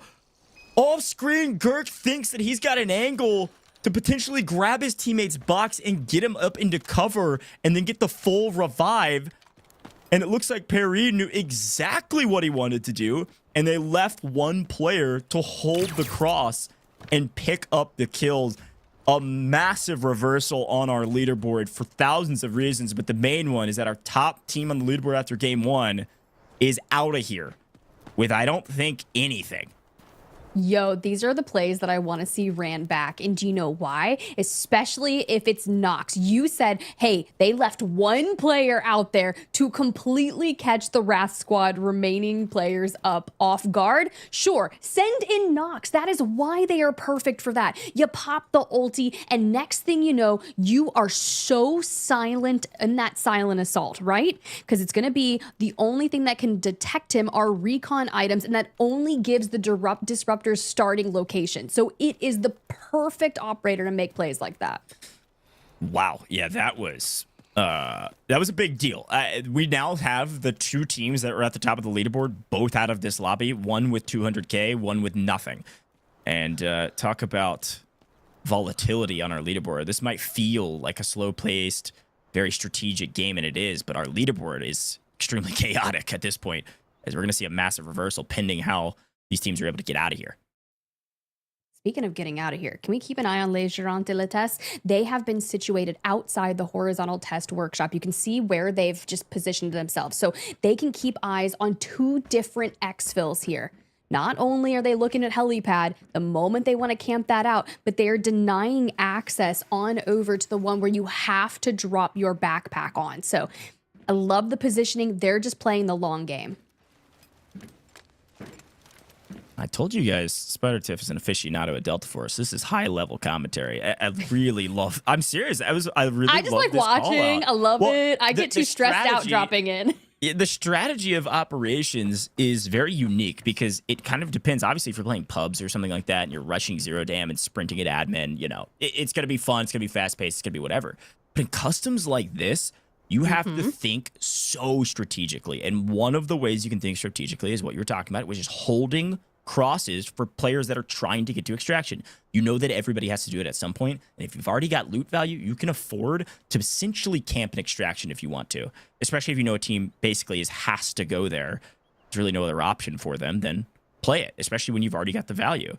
The risk, of course, is if you lose that fight, well, that is a lot of points going to your opponents. That's also true. I mean, PARI after game number 1 sitting at 400,000 in loot value. They've got 9.7 right now. And that's a big change. MOJO JOJO, 10.5 million, had 200K after game 1. Yep. Huge. And so technically the best position, I suppose, is our third place team, which is GERANTS that you were talking about. They don't have a ton of value, but they're also not in trouble. They're in a really good position in the middle of the map, kind of playing what I would call kind of hedging their bets on the fact that the middle of the map's going to be the best position for them to potentially pick up a third party, potentially pick off a team that's unsuspecting of where they are, and potentially get to an extraction easiest. So they're playing a more kind of complacent and patient play style, not going high risk, and it's working so far. They're just going to be hanging out at TESS Workshop where that is, like you were talking about, and they're just going to be patient here. So looking at the other teams, let's see where they're at right now. See Donardo and Co. still up in the printing room. I think they might think that in Paris, which is going to be that MOJO JOJO squad, might still be close by, and so they don't want to risk getting picked. But MOJO JOJO's moved out. They're already at over 10 million. They're out of here, and it looks like Stickinson and Co. are also already over 10 million, so they're also going to try to get out.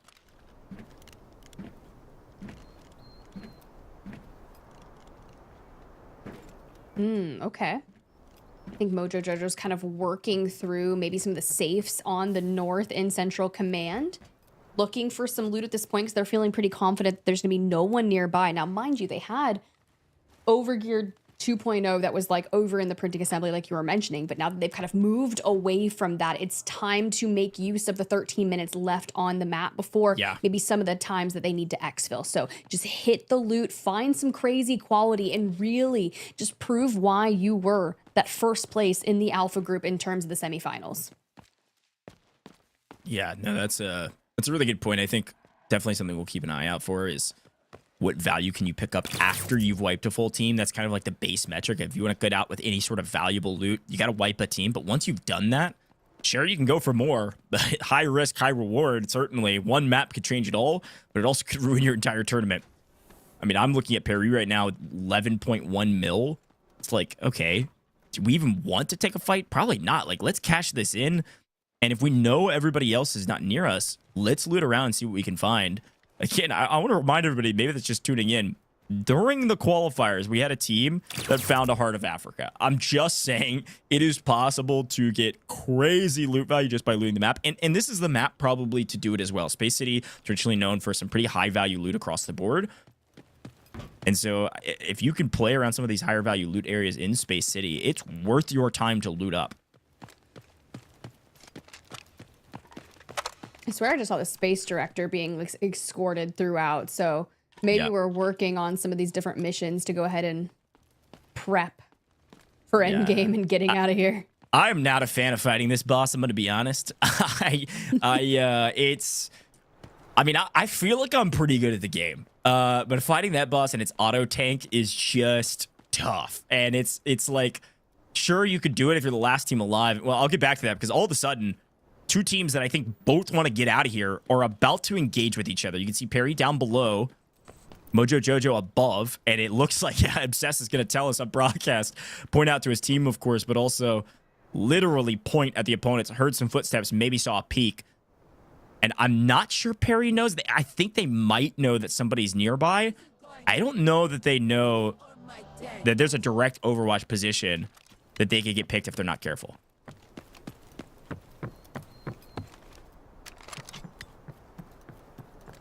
All right. I mean, look, situated at 11.1. We're almost to the point where we are the top valued team on the map. But this is where we were curious. Would they take this fight? I mean, MOJO JOJO here already trying to just be very cautious about how they approach this. Think back to how we saw them trying to leave the tower in Brackish, right?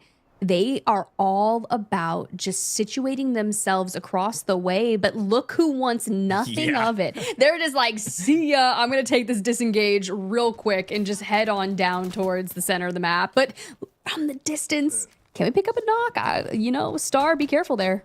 Look, I'm going to be honest. I mean, this is what I talked about at the very beginning. It's like, do you take these fights or do you run away? And I think both of these teams, I mean, it looked like maybe Mojo Jojo was like, they'll take the fight. I'm not worried about it.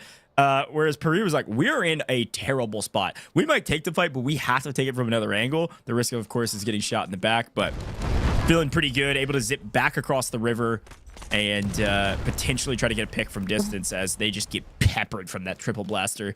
That's brutal. Love seeing the hyper aggro plays coming on through, and it's Obsessed looking for some angles. You mentioned it, already investing the triple blaster, 50 seconds left on cooldown, and Stickinson from across the way connects maybe with a couple into the shoulder. Oof. Now, I'm not saying M700 there potentially gets a knock, but I don't know. The way this angle was, I wish you definitely wish you had a sniper, I think, for that one. But you can see Kofest right around the corner, Tiv, like you were saying. And there's a third party potentially waiting to happen if we're not careful. And I'm not sure Mojo Jojo knows about it yet. They knew somebody was in the area somewhat. I don't know that they know. I think Overgear is really not that far away. You said M700 and they immediately said Kofest. And if there's one duo that I know, it's Kofest and an M700. So he's like, let me eat. Ooh. Let me see if I can find an angle. And it does look like they know that they're up there now at the very least. Check the backside. You potentially heard them, I think, with some of the hearing enhancements that you could use. Potentially heard some footsteps. Or maybe had seen him on rotation to begin with. But this is an interesting place to be because it's now the exact opposite fight from the fight they were just in. It was PARI that was down below and Mojo Jojo up above, and now they've been third-partied, so they're having to do the exact same rotation if they want to take it. The problem is they're now sandwiched, theoretically, at least in their mind, between PARI and Overgear. So they don't want to actually zip across thinking that PARI might be on the other side of the zip. They're trying to take this slow. Definitely putting space in between, as you see. PARI there down south, Mojo Jojo in the center, and Overgear 2.0 kind of working their way out, still leaving Kofest to kind of get that information thanks to the M700, where Toxic and Donardo rotate together. Yeah, look at Les Gerants team though. They're finally on the move. They're like, okay, nobody's coming to TESS Workshop. We hear the shots. All right, let's see if we can maybe pick up some teams that are in rotation. Nobody's rotated to them yet, but they might here shortly. So they're trying to hold a power position off screen as we watch these teams rotate to what will be right into Les Gerants. Yeah, you've got to keep your eyes on PARI, right? Mozcore, Baxter, Stickinson on the move. Now, the question is, are we going to make a play for that exfil at helipad? Taking the bridge, taking the power position, trying to find the angle. They know they're on the run. See if we can get a pick in transition here. Doesn't look like it. We've got to pay attention to the clock right underneath the minimap. We're at 6 minutes, 40 seconds in counting. This rocket's now an option. Something I saw in the semifinals a ton, Tiff, was frankly a lot of teams not making it out of this map. I'll be curious to see if it's going to repeat itself. One of the things we saw during that fight as well is some of our players like to drop their backpacks before the fight to make sure they don't give up a ton of loot. Their teammates can potentially go back for it if they do get traded out. So when we're in these fights, pay attention to the right-hand side as well, where the total loot value is located. You'll see that drop from, for instance, the team on your screen is only at 2.2 mil. But the team they were fighting was at 11 mil, and during the fight dropped down to 3 because they're dropping their backpacks, taking the fight, and then picking them back up for the transition. All right, well, I mean, just keep an eye on. You've got essentially Mojo Jojo kind of lurking in the area where one of the levers is for that helipad. Les Gerants have given up on their position to hold and have extended out initially towards that first lever, which has allowed PARI to rotate all the way around and to have a free walk up to the exfil where they just have to drop their backpack. Are you kidding me? Like you can't make for a better end game here in Space City. It's crazy. I'm going to be honest, it's hard when you sit in a position for 8 to 9 minutes, maybe even longer. you know, specifically talking about GERANTS team, they had the perfect position. You expertly called it out. It was like, this is the right place to be. And then they got impatient and thought they could get into a power position in third party, which they still might be able to. But they have given up a free extraction for one of the top teams. And I think they might know it or just are thinking, maybe we missed something. They're going to back up and try to play this extraction. This is unreal to see PARI do a full rat out and get all the way out of here potentially here in a couple moments. But it looks like Kofest has picked up Nerio off into the distance as those two teams are at least interacting enough to find, well, I think an M700 from distance or potentially an M14. Couldn't quite tell. Oh, okay. So 2 players look like they're going to be Stickinson gone. Are we leaving one left to maybe see if they can catch any kills on the way out, or are we all out of here? I think you just get out. I mean, I think all 3 did get out for PARI, so congratulations to them. And unfortunately, it's going to be a bad decision here from this GERANTS team to allow for PARI to get out with almost 10 million extracted plus 3 kills, another 600k. The problem is they're in a fight and they're trying to get the better of their opponents. And well, this is one way to do it. A ton of equipment, a ton of gadgets coming in. It's going to open up the opportunity. Nox swings in. Somebody said Nox is one of the best in the lobby.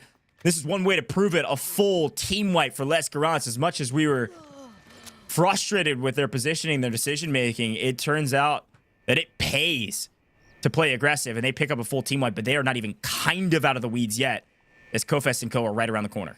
I mean, look, MOJO JOJO started out so solid here on Space City, but when you kind of all wrap and you have 4 teams falling across each other, MOJO JOJO down and out will not be taking that via extraction. So quite unfortunate for them, but all for the last 2 teams that are looking to kind of loot on up and get out of here.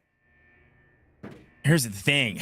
We are running out of daylight. 3 minutes on the clock, and these teams are right next to each other. This is going to come down to the final team, not only to get a triple kill and a team wipe, but also get out of this map. Can you do both? Kofest says, I want to.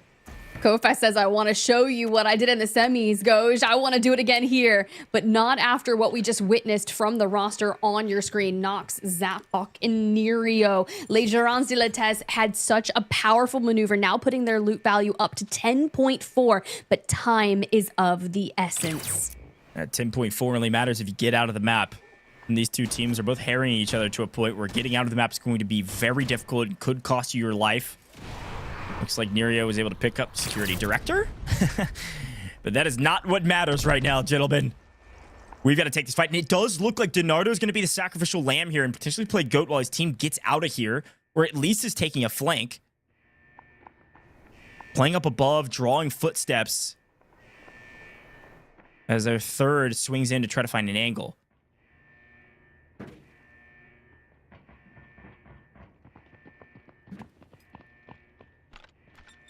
It is. They've got the extraction. They're still trying to get through it. Per that timer, Data Swarm, Dragonfly going out.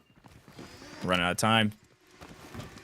1 minute, 20 seconds. You better get to that extraction point. But look at the camping we've got going on. You are literally sandwiched into here. So Toxic gonna open some things up in a nice 1v3. Takes too much pressure, but here's the teammate for the assist. Zapok down. The trade's coming in, and it's just Donardo from the back left. Gets full wiped. And look at that. 1 player last standing, Nerio with the clutch here. Oh, Les Gerants, look at you. Now can we get out within the next 50 or so seconds? Absolutely you can. You're right there. You're right next to the extraction. A perfect execution. I want to see that back on replay. It looked like, I think they were just spread too thin. They isolated their 1v1s because their opponents over here, I think they tried to just split up and take flanks, which was the right move, but it was like a second to a second and a half mistimed by that team to not all converge at the same time and then shoot them from the back, the front, the side, and everywhere in between. A frustrating fight for everybody except for the team remaining on screen. Unbelievable. They're not going to get all the loot they would have wanted. It doesn't matter, though. They're getting 6 kills. They get well over 10 million. They prevent another team from getting out of there. Look at that. 14.7 in total with 6 kills.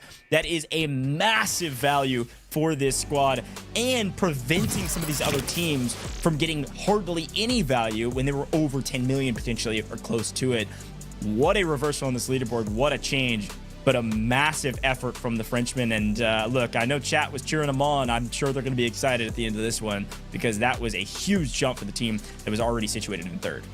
You have to think about the patience, right? We talked about that roster in particular, situating themselves on outside of the helipad extraction and even still keeping tabs on the horizontal test workshop one where you have to drop your backpack. Now, they were sitting there for at least 9 to 12 minutes waiting for some action before finally moving on out. And so I started to get a bit worried about them, Goj. I was like, are we gonna mistime this and get caught off guard while maybe looking to find information on teams? And to see them last standing and take that win there for the end and secure the helipad extraction with north of 10 million in loot value, that is got to feel rewarding for that team today in game 2. Yeah, look, end of the day, operations is all about making calculated decisions. It's some of these decisions are going to cost you everything, and some of these decisions, if perfectly executed, could win you everything. And that's one of those that I thought was a high risk but high reward decision from Las Gerants, and it was on the other side of that. It was the high reward side of things. It worked out perfectly for them. They moved out of position. But let's take a quick look back at these replays and see some of these early moments. It was a fight between two of the finest teams that then gets third party with MOJO JOJO enacting revenge on the Fallens. The Fallens, one of our top teams in the last map, now the first to be eliminated with only 200k.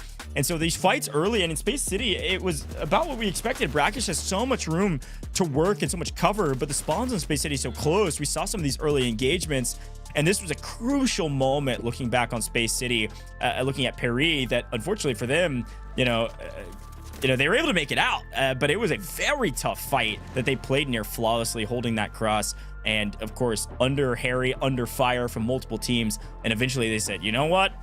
We don't want any more of this. Let's extract with all of our near 10 million and make our way up the leaderboard while the rest of these teams duke it out. And I think they made the right decision, Tiff. And this is where you start seeing that final fight, especially from Nox POV. You see them sandwiched in and the breakdown, but Nerio to still remain there with 56 HP. That could have gone so many different ways, but you're right. I think the pushes and they're jumping in were just a few seconds too late. It could have changed the course of action. You never know, and that's so tough to go out right there. Yeah, I think it was Donardo that was on the flank for the opposition, and it just came in a second too late, because the problem with the flank there is that you're in a fully isolated 1v1 if you get there, and at best you're gonna have a health advantage. The problem is he gets in late and gets shot by 2, so he does a perfect job of taking out the one that's weak right in front of him. He can't take out 2 at once, and unfortunately 2 people shooting at you, you are out of here immediately. I don't care what type of armor you're wearing. So unfortunately, Donardo just came in a hair too late. I'm not sure that it was his fault necessarily. I don't know what the comms were like, but very, very close to a nearly perfect executed flank and a perfect trap. But unfortunately, apparently the French cannot be trapped anywhere you go. A massive map for them. They're going to be at the top of the leaderboard most likely, or very close to it. We'll see after our mathematicians do their job, folks.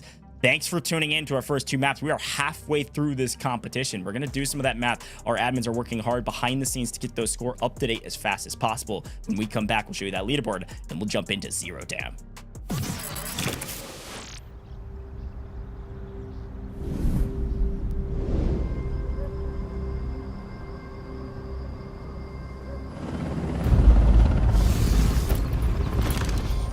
Man's fear of darkness is imprinted in our genes.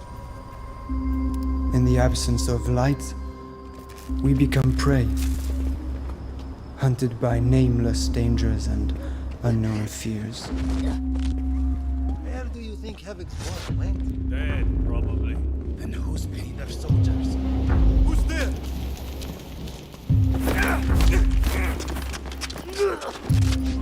We try to seek solace by the faint light of fire. Where is that noise from? But a deal was made with the dark. And the darkness became a weapon. There's no waiting for the protection of dawn. A winner must be crowned tonight. Hostiles detected.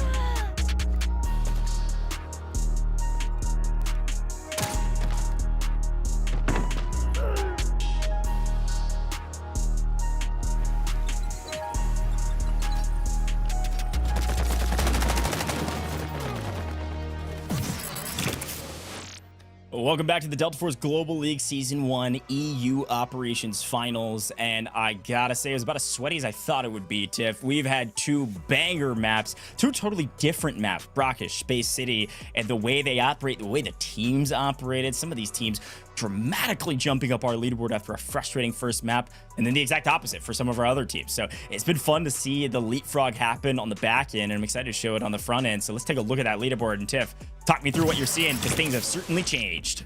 I am nervous, right? But we did have some changes come through, especially from the scoreboard of game number 2.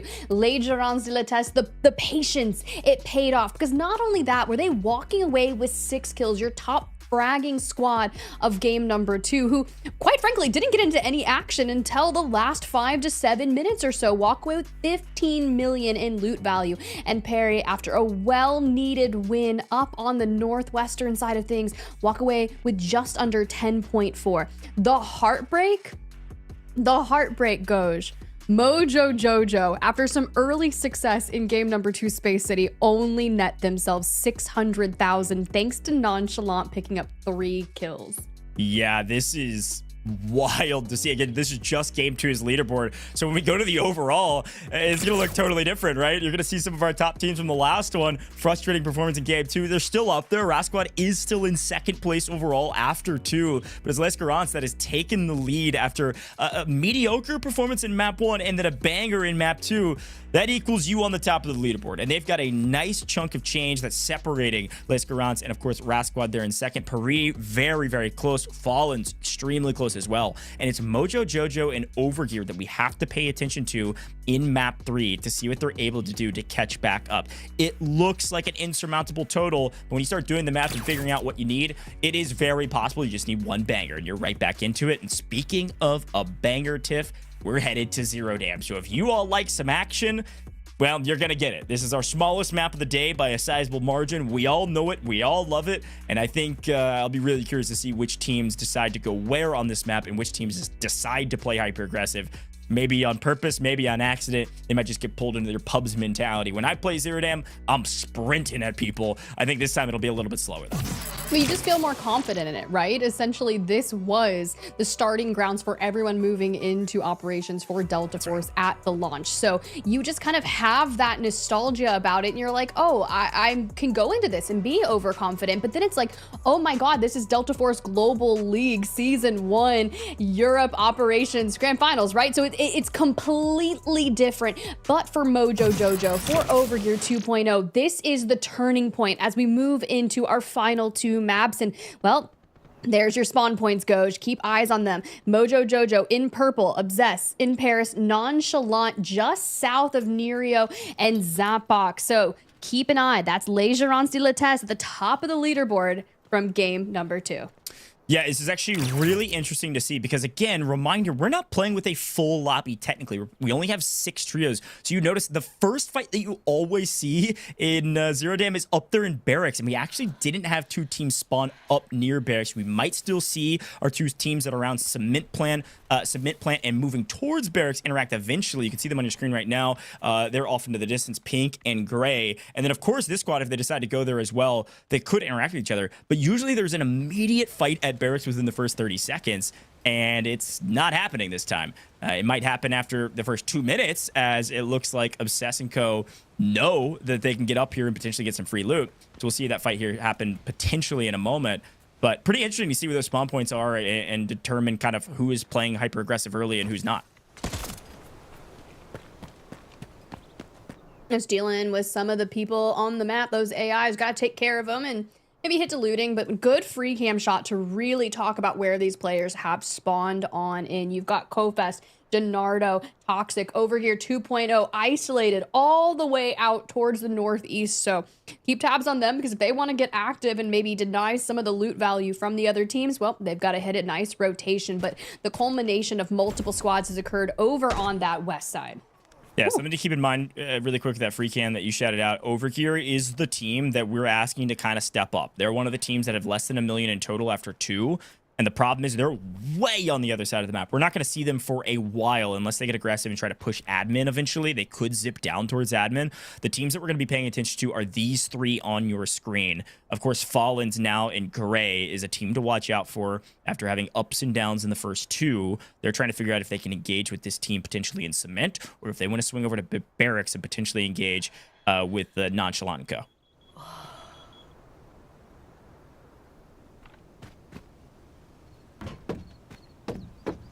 I'm just curious if they will be able to hear that, kind of interacting with some of the AI around here. So Bullray, Pro Rock, Juggernaut, still keeping calm. Pull that on up, but look who it is. Gurku and the WrathSquad playing to be the third team just dead center. Now, what they like to do from this particular position over here at Cement Plant is likely how they played Brackish from Royal Museum. Yeah, no, I totally agree. They actually got a great spawn for being able to play near Central. They can always cross back over. Of course, they'll run into PARI down on the south side of Sub. But my eyes are actually drawn to probably the elephant in the room for most of you that play pubs. It looks like Nerio and Co. have admin to themselves. So Les Gerants in first right now, and they've got admin to themselves, and nobody really threatening them. The next closest is going to be MOJO JOJO from Barracks eventually. But they could theoretically, if they wanted to, play a very slow game, loot up all of admin and the back shipping containers behind it, potentially pull the lever, take a fight there, and just get out if they want to out of dam. I don't think they'll do that. I think they're going to play a little bit longer on this map because they know they're really good and they feel like they can fight anybody. But if they wanted to, they can take all of admin and then just leave, which is pretty wild to say. That is kind of respectable. If they just want to stay in their lane based on their prior performances from the first initial two games. And I'd be okay with seeing them do that. And you can't bring in key cards like we said at the top of the map. But still, if you have plenty of time, you could still work through the areas, find maybe some solid loot quality, maybe find some red tier items. I don't know. Yeah. Can't bring level 6 in, but you can definitely find some quality here. Yeah, and I think, you know, to be very clear about that strategy, I think the only reason Les Gerants would actually leave after looting all of admin in the back shipping containers is if they find good loot. I mean, you got to remember, you walking out with even a million is basically a bad game at this point. You've got to jump up this leaderboard dramatically. There's only 2 total maps left, including the one you were watching right now. And so, you know, you can see they've looted up most of admin already. They're in that light blue, and they're only at 458k between the 3 of them. It's basically nothing at this point. So they need to find, you know, a missile and some if they're going to actually leave before any engagements. Otherwise, they're just going to hold down this position, hold down a, frankly, very powerful position to have all of admin to yourselves, where you can have a ton of intel through the windows. If you get knocked because of maybe somebody's running the M700, you're going to be able to get picked back up. It's the powerful position on the map, and it's protecting one of the easiest extractions through dam, obviously pinning that lever. So I think they're going to continue to loot up here, and here's a look at them. And I was wondering if we could get a look. It doesn't look like our boss is here, so I don't think they're going to have some extra potential loot there. Could have been some extra value, or at the very least, if he was here, he's gone now. Also, with that free cam shot, I was seeing Beer Soul Wagner from WrathSquad throw out utility over toward Fallens. Yeah, so they're kind of having that soft launch of an engagement, but still being very patient. But you're right. I think you're about to highlight Kofest and Co. on the move there down on the south. Yeah, I got excited because I was afraid Overgear was going to hang out in Visitor Center for the first 15 minutes. But they're getting aggressive, and they're running straight into PARI. So we've got to watch out for this fight. They've already are taking shots at each other. I'm just excited to see some of these squads that are maybe struggling a little bit on the leaderboard get involved. Because you got to remember, Overgear is at the bottom of our leaderboard with 400k in total. They have yet to survive a map. And so this could be a breaking point for them. Either way you cook it. They get cooked, they're going to have a really hard time catching up. But if they cook here, they have an opportunity to get right back into the mix and still streak for first. And you got to imagine with MOJO JOJO in the same vicinity, right? Number 5 on the leaderboard, 800,000. And that was your first place squad from Alpha Group coming in almost at the bottom of the leaderboard thus far. I'm feeling uncomfy for them. Yeah, well, I'm sure they're feeling a little bit uncomfortable themselves. Nobody wants to be at the bottom of the leaderboard. But right now, it's still a patient game. Just because you're playing a little aggressive and trying to get close to some other folks, get some intel on the map, doesn't mean you have to take the engagement if it doesn't feel like the right one. So they've actually decided to rotate into substation, thinking they could probably hold that POI a bit better than this small encampment on the outside of it. And there's some decent loot, obviously, in sub as well, should you get lucky. But to cement plant we go, and man, does this not bring back some nostalgia about some pubs matches I've seen. Nonchalant and Obsess, slow walking through these tunnels to get into cement plant and potentially take this fight. And I do not think their opponents know they're here yet. This is classic. I love that they're in purple and you see one player in pink looking for information right there. Just like so separated out. Now, you can see one frolicking there on the lower side of the mini map, but they are spread out enough that MOJO JOJO could take advantage. Okay, I think we've got some intel. I don't know if they know they're this close. It looks like they've taken some damage, so maybe so. I don't know if they know Obsess is literally in that doorway, peeking down from that kind of top balcony. I've got a good friend. It's also the AI always running around when you're in the most tense situation is the worst. Get that guy out of here. I've got a good friend I play operations with quite a bit who is, he hates submit play. He's like, I cannot fight in this area. I always get picked off from random angles. It's the worst. And I think one of these teams is going to disagree with them, and I think one of these teams is going to absolutely agree, depending how this fight goes. Speaking of this fight, the setup is very similar to what we just witnessed on Space City between the two. But immediately you've got Nonchalant that's going to move around. Now, I'm pretty sure it's Nonchalant who is locked in on Nox, which is going to allow him to have that kit that enables him to be more stealthy. But when you're going up against two Lunas, plenty of info to be had. Yeah, that's actually a great shout. I think Nox as your route man, if you will, playing the flanks is a really strong way to play Nox. It's just a question of how do you take this fight? I mean, they've got the high ground, so the way you take it is what you're seeing top left-hand corner right now. You can find the right angle, just hit a couple toes enough to create an opening, but they absolutely know that you're here. Nonchalant can't quite find the angles from the low ground. And he's at risk of getting shot. Look at that USB up there on top. Yubishka, I think, knows exactly where Nonchalant is now, and so Nonchalant's going to swing back around and relocate and readdress this fight from another angle. He has to. He's going to get picked up in transition if he's not careful. And you cannot afford to have someone go down here early on. Trying to make a play from the low ground can be really difficult. Respectable, but hey, sometimes you just got to invest some frag grenades, maybe. Even if it's just to do some zoning. Seen a lot of M14s today with varying degrees of builds across the board. Some of our players streaming, of course, so between games, maybe ask them for their loadout code so you can copy their weapons. Oh, we're getting aggressive. Nonchalant swinging up with the Nox, able to play the trade and get the team fight win so far. 3v2 now because they swung up all at the same time on a Q, able to full wipe one, and I think that's a mistake on the side of Beer Soul Wagner and co. I think they still thought Nonchalant was down below and not all the way up with the duo.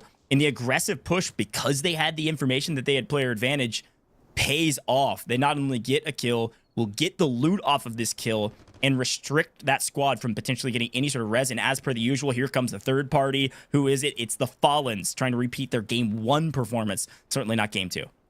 Definitely, they're in 4th place overall on the leaderboard with 10 million. But can we talk about how we used that tactical flashbang to open up the engagement from Nonchalant? That was a brilliant way. Like, if you're just going to sit there tanking all the arrows and giving up information, but elsewhere, Obsess, down and out, you do have some cover, but do we have the time to hit the full rescue? Yeah, I think we certainly will. The sandwich team there, Beer Soul Wagner, the last remaining player, I believe, of WrathSquad, in trouble. It looks like Yubishka maybe could get revived, but the question is, where are the Fallens? Did they swing out of this fight? Are they interior? I think they're kind of lurking in the shadows right now, trying to pick up a distance shot and open up this fight more on the team that's actually on high ground. I think Beer Solag is actually going to go for this revive if he can, or the rescue, rather. It looks like everybody converging on cement plants because, well, when you hear the shots, it is the signal flare that maybe there's some tasty loot you could pick up. You got Overgear 2.0 in the south, another team moving in just on the eastern side of them, and still have not been able to hit the pickup on to Obsess, but maybe comes through right there. Always gotta have your D-Wolf with the triple blaster in check, but I love that they're able to get the high ground for themselves, and here it is right now, locking on board with Fallens, who, mind you, could have a solid performance this game. We're like not out of it yet. We were within striking distance. Yeah, to catch back up on that leaderboard, certainly. I mean, they had a pretty solid map 1, so I'd be curious to see what they're able to do here in map 2. I think overall currently ranked 4th, but only 700K behind 3rd and only about 1.5 million or so behind 2nd. So, I mean, it's really well within reach. And you can see, you know, this is one thing where the Fallens are able to do right now because of the information they have on the map and where these teams are. They can actually split up pretty aggressively and hold varying sight lines, be able to kind of have vision on most of the area around them. And obviously, Pro Rock on our screen right now, he's got an entire team in his sights, but he's got an angle on 2 full teams, and they know there's another team inside of cement on the ground, down a player that Folarai is looking at, right? So they've actually got a really powerful spot here. The problem with their engage is because they're so split, they can't take a true team fight. They're looking for picks here. And then once they get that pick, they might converge back together and support each other. Well, to be fair, at least WrathSquad was able to get Yubishka back up on their feet. So they're not just going to be a solo roaming around Zero Dam. So keep tabs on everything as MOJO JOJO needs to keep on moving, right? The regain is here. They were situated at, what, north of 10 million loot value before getting full wiped on game number 2? Yeah, and that's the value of these players' kits they're bringing in and the way this rule set is set up, right? Because you get 1 and you're pushing up to millions. Now, Nonchalant's about to run into a team of 2. I think he knows that. He knows they're on the other side, and yeah, there's the ping to his teammates like, yo, we got player advantage. Somebody help me out here. A 1v2 here with the team holding is going to be extremely difficult. Obviously, stun coming through. He's going to play the trade. Easily wipes 1. His opponent tries to play a trade back and forth, and it's not even close. Nonchalant making Nox look like one of the most powerful operators in the game, or at the very least, maybe Nonchalant is an operator of his own to fear. My goodness, an easy double kill. Stun nade certainly helping out in that fight and able to pick up a crazy amount of loot for he and his team. They're not completely out of the weeds. They know there's 2 teams on the outside of Cement, but Tiff, that's a great way to clean up a squad that, frankly, has had a pretty good day today. They really had. WrathSquad was in number 2 on the board, just under 12 million. So if MOJO JOJO is going to be able to take them out, grab some of the quality that they had, this is how you really start to turn things around. Now, if I'm PARI and I'm LaserOns, I'm like, yes, take down that second place team so I can start to work on that disparity and get a larger points gap moving into the final map of the day. All right, so now with 1 squad fully eliminated, and looks like our MOJO JOJO team in a pretty strong position. I'm not one that tends to hold Cement Plant forever, but looks pretty strong to me. I think Fallens knows that, so they've regrouped together. This is kind of what I was expecting. They had some nice holds, but they knew they weren't going to be able to take a true team fight, so they've decided to work together and actually wrap to the other side of Cement here. Be able to A, try to find an angle, which it looks like they might have found each other, and well, a couple M700 shots down range might make you think twice about it, but also have an exit strategy should they need, because look at where our orange team is on the south side of Cement. Yes, MOJO JOJO is in power position, but they are also pinched. I just love seeing the wrap coming in from Overgear 2.0. It's very similar to what we saw on Space City when they were over in Printing Assembly, just kind of positioning themselves very close, but then not actually breaking out into a fight. Because we know if this happens, there's a possibility that you see the team kind of wrap around and look to third party. You can never count out Fallens.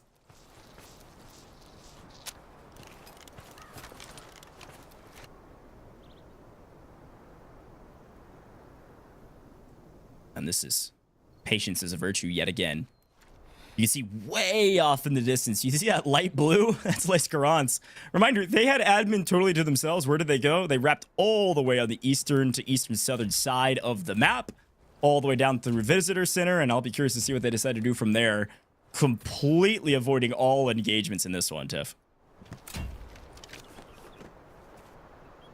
Staying in my lane, unbothered, totally fine. No, let's get into it. You know it's going to break out. We're at 7 minutes or so just left on the clock, and things are going to start getting mixy here soon. And as soon as we say that, look what's on our screen right now. Stickinson's Moskar, Star Baxter. We lose out on one, and PARI is in trouble.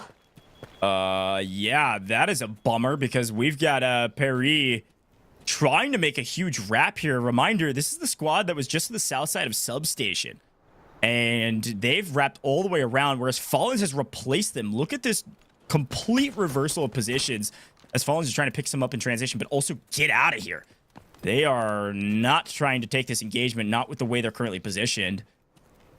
So they split back up and are trying to find the right angles to look back on this fight as all of a sudden, reminder, Fallens wrapped from barracks around near where you call in for wall breaker there, that blue icon near the center of the map under the south side of admin. They wrapped all the way back down, are now playing the flank behind PARI and where you see Kofes and now our cement plant team, MOJO, JOJO, all in a row. Best position right now, MOJO, JOJO, or Fallens. And I wonder if GERANTS is going to say, well, let's go get involved in the party. Or if they're just going to get out of here through Visitor Center. I don't know. There's a good chance. I mean, look, they didn't really want to get into anything until the timing felt right for them, specifically on Space City. So I'm respecting their decision, sitting with about 17.8 mil on the leaderboard and loot value after 2 games. So keep tabs on them, but Kofest first to be picked off here on Overgear 2.0. Do we see a reset? You can see he's off into the distance. So quite frankly, not worried about him. We've still got to keep eyes on MOJO, JOJO. They've been working in that terrain over by the trees. Some shots go out, so they're going to give up that information where DiNardo is. But MOJO, JOJO says, we're going to take a wrap. Everyone's been wrapping us. Let's see what we can do. Well, you got to remember of where they are. That's the thing. MOJO JOJO right now is at over 11 million because of their team wipe. Frankly, almost entirely in the back of Nonchalant and the way he was playing that 1v2 outside of the main area of Cement Plant. Really well done to pick up that duo and also not forfeit his life for it. So impressive stuff. Obviously, a lot of action on our screen. But the thing I'm getting at is MOJO JOJO is 5th on the leaderboard with 800K in total in the last 2 maps. So this is a giant leap for them. Will it put them to first? No. Will it put them within striking distance, though, going to the last map? Absolutely. If I'm MOJO JOJO, I might not even risk it. I might not get out immediately, but I'm going to play around an extraction that I think I can get out of. I actually love all of those. And then we see here, PARI on your screen, just down to a duo. So we have 2 duos on the map that have not been able to rescue and get up to a full 3 because they're just too far into the open for now. And then you have the real true gatekeepers of the central here. So they're moving on out, honestly, taking what they've got. I don't think they're situated with like a ton of loot quality right now. 2.8 million, give or take. And sure, it will move the mark for them a little bit, but it's not going to be as massive if they would like. But you know how mixy things can get in the final minutes of a map. Yeah, it's a smart disengage from a lot of these teams. I know a lot of people at home are probably like, man, I wanted to see them fight. Well, you're still seeing it. Unfortunately, our route man himself, Nonchalant, gets picked up in transition from the duo that is still alive, which is going to be DiNardo on the other side. There's room for a revive here, or a rescue rather, as long as DiNardo can't find an angle. It's going to be close. I think he's going to get the rescue up in time. I don't think they have an angle on his head over the top. But you better be ready to fight immediately because DiNardo and co are running at you. And if they find the right angles, all of a sudden, player advantage on the side of Nonchalant could swing back in this team's favor. So it looks like their third catches the wrong end of a couple bullets. I know they shortened the cooldown on the Dragonfly there for Toxic, but quite frankly, not enough. It's going to take a while before that comes back on up. And in the meantime, Nonchalant back up on their feet, already heading further south. They're just like, no. But the real thing is, it's a 3v2, but they know the risk of it. We're sitting with 10.3 million in loot value. And every time this keeps happening to us, we just need to go ahead, hit the extract and say, let's just deal with this one. We'll send it all for broke in game number 4, but we have to preserve what we've already got here. Yeah, as much as I want to keep focusing on MOJO JOJO, they made the right call. Around 11 million extracted. It was a tough fight. Yes, they could have won it, but there was risk coming in from behind, and I don't even know if they fully knew that Moskor and Star are still alive for the side of PARI, so keep an eye out for that team. But my eyes are being drawn right now to Visitor Center. What's going on over there? Because it looks like GERANTS is in a piece of action with Fallens who have full wrap to Visitors, and all of a sudden complete and utter dismay if you're the side of the Fallens. They have traded one at the very least, but this is a big moment for the Fallens to take out our top team today after a fantastic map too. All right, well, give us the chaos. Give it all. That's what we need here, and well, they did it. They have done what they needed to do. If you're trying to take out the first place team on the leaderboard and just continue on, the question is, how much are they going to be able to pull from that? You see it ticking on up, 6 million, 7 million. What is that going to look like for them once they are done just pilfering through the bodies of Les Gerants? Yeah, well, I think the thing to remember, right, like Les Gerants had such a good powerful position in admin. They looted all of that. They wrapped a Visitor Center. They've got theoretically power position in Visitor Center, so we missed the beginning of that fight.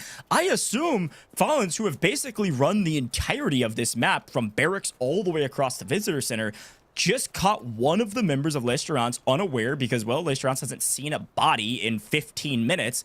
Pick off one, and they have player advantage, and they win the trades.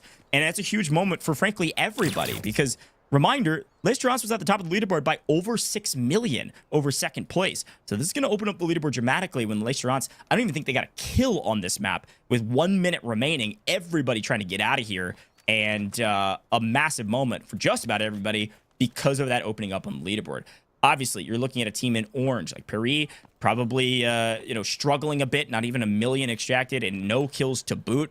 But this Fallen squad looking really strong yet again at 4 kills and 13.5 that they're going to be extracting with. That is a massive boon to their score line. They were already in, north of 10 million prior to this. So to grab another 13.5 in this game, you've got to love it. PARI here on your screen, they're going to be duking out with 5.3 million. So not bad. Then you turn your sights over to Overgear 2.0, trying to get out as well. Yeah, it's a bummer for him. This is the orange team I was talking about. I think I misspoke, but Overgear is one of those teams we kind of called out and said, hey, we got to step it up. We were at the bottom of the leaderboard, 400K in total.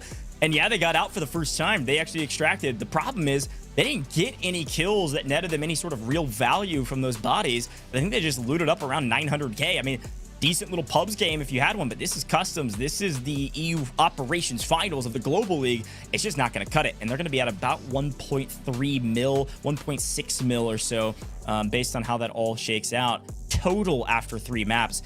A very tall task for the final map to try to strike for first.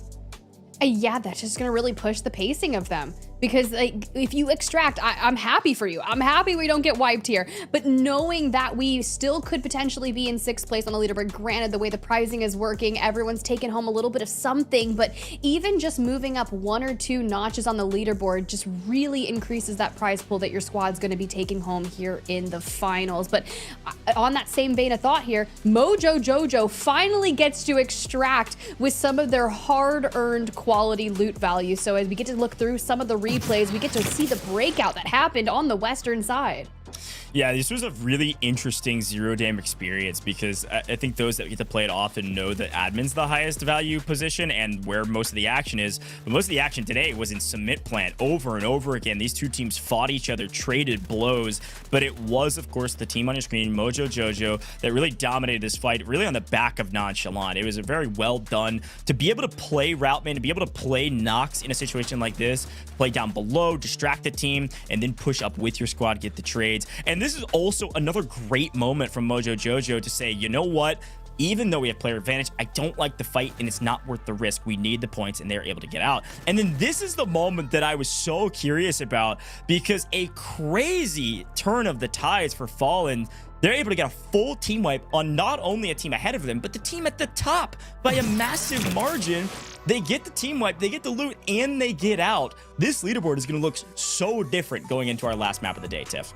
It's all the storylines that we wanted. We were curious what the methodical playstyles were going to be looking like, and the fact that it gets to come down to one more game to determine who that leader is going to be, Goj. Look, I'm just ready. I'm ready to see it all happen. I'm ready to see it as well. Anything can happen in operations. You play hyper aggressive, you might get paid for it, you might lose it all, folks. We're gonna head to a very short break, and during the break, you better fuel back up and get ready for this last map, because I think it's gonna be a banger. We're too late. Skynet has been destroyed. No. Skynet's been upgraded. Zoya, what's going on? Alexei! Come on, anyone, do you copy?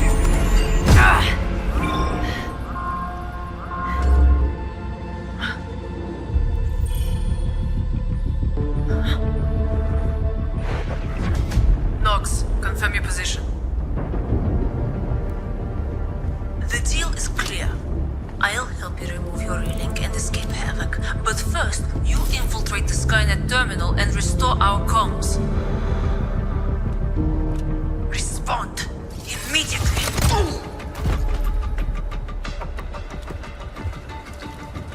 I'm in position.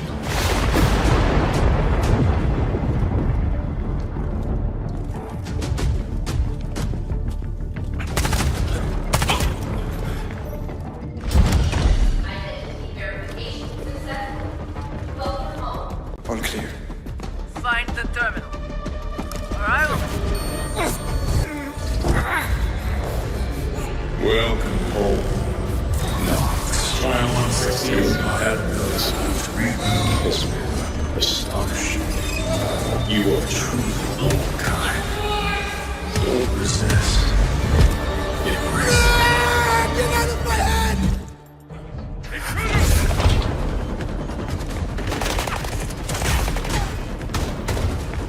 Find him! Go!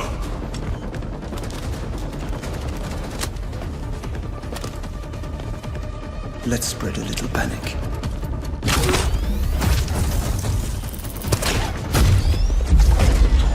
We've got you surrounded! Enemy over here!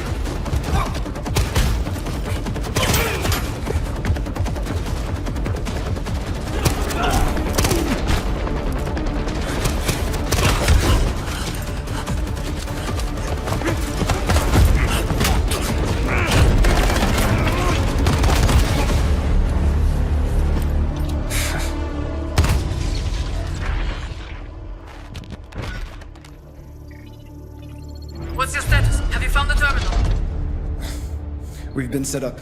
The server room's empty. I was right.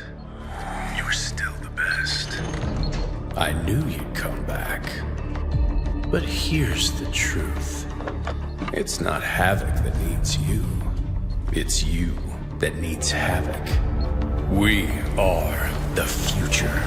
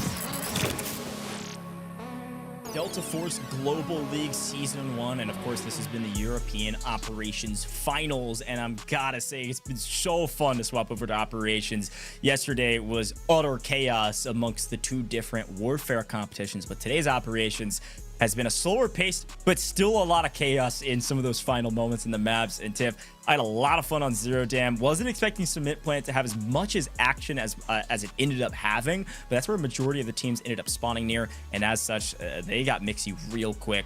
And I think the math is going to come down to changing this leaderboard up yet again and seeing who's going to be striking for first. And frankly, it could be anybody. But what'd you think of Zero Dam? Obviously, the smaller map, they got some more fighting. At the very least, more angles to take shots at each other, but also some of the teams making really smart decisions to get out early.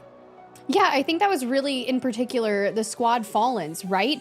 They were kind of perusing a lot of the teams, starting off on the northern side and focusing on their kind of just their own beginning of the game, but then realizing when we've got the culmination of like 3 other teams in this area, it's like, okay, let's wrap towards central, maybe try to look for some poke fighting, maybe pick up 1 or 2 and get the player advantage skewed our way. But then as you make your way on over to Visitor Center, you know GERANTS was not ready for that to happen. To go down in a full squad wipe like that, leaving it to everything in game number 4, but those are the high stakes that we like to see happening. I'm still really favoring the way Space City played out in game number 2 though, Gosh.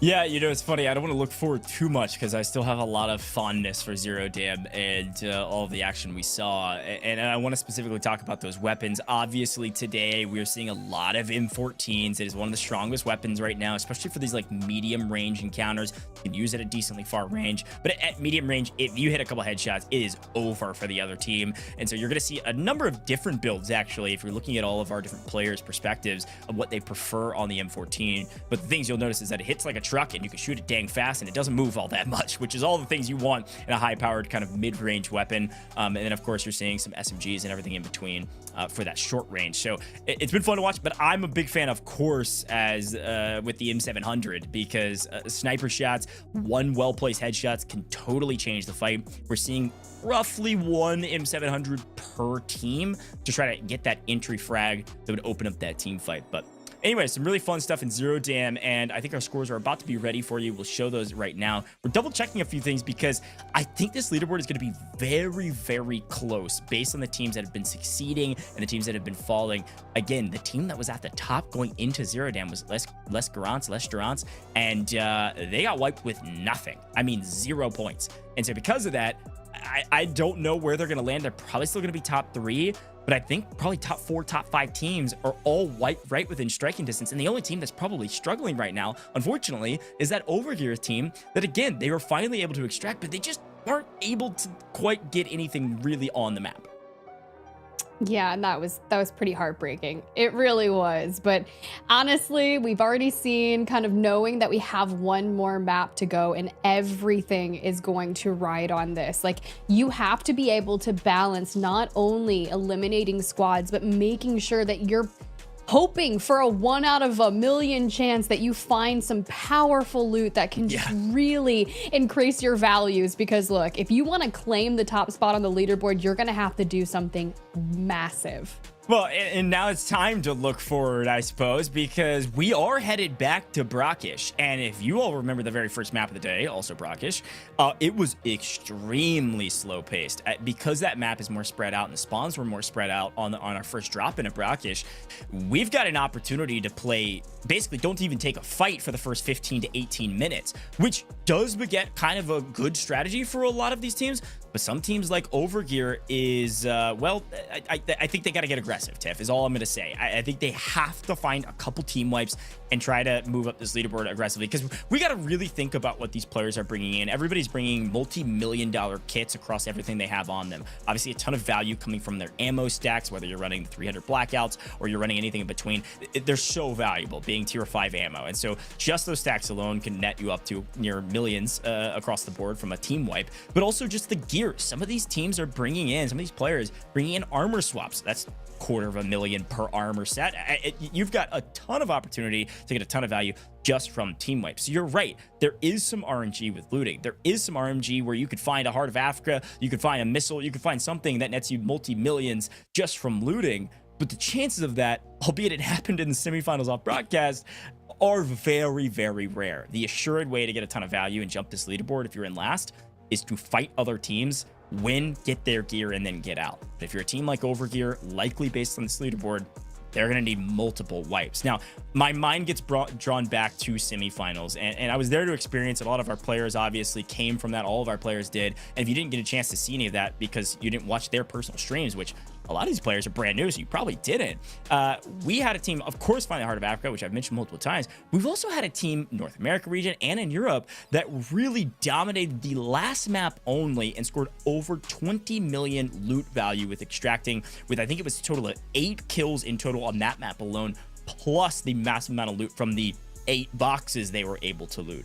And so it is always possible to still earn some extra cash in the last map. And so you can't count out a single team in this one. It's just a matter of how risky are you going to play? Are you going to play to defend your position on the leaderboard? Or are you going to go for broke? And I'm excited to see which teams decide to elect each of those 2 strategies, Tiff. I'm down for either of them, but you already mentioned that we're going back to brackish. So maybe before we jump into it, let's kind of talk a bit about what we had witnessed. Now, granted, of course, those infills, they're going to be so randomized, but you think about where MOJO JOJO started, and I don't know if this was the curse that kind of kicked off their grand finals.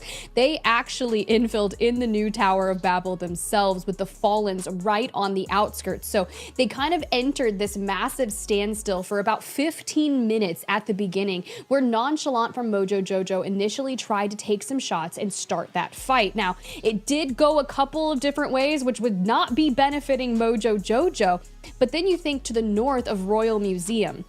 That's where things started to get wild, and I'm going to talk about it because WrathSquad, they moved in straight into the Royal Museum and set up shop there. They're like, look, we're going to wait it out. We want to see who's going to rotate it around. And then you had that entire fight that broke out just south of the Blue River Hotel. And that's where they hedged their bets. They were like, we are going to make the move straight onto this. So WrathSquad at this point in time did do a really nice third party, and that's where they acquired so much of their loot value, because not only did they pick up kills that were worth 200k a piece, but I think they grabbed like what, 3 or 4 of them by the end of that. Yeah. But they got to loot all of the bodies that were on the ground and then walk away with that.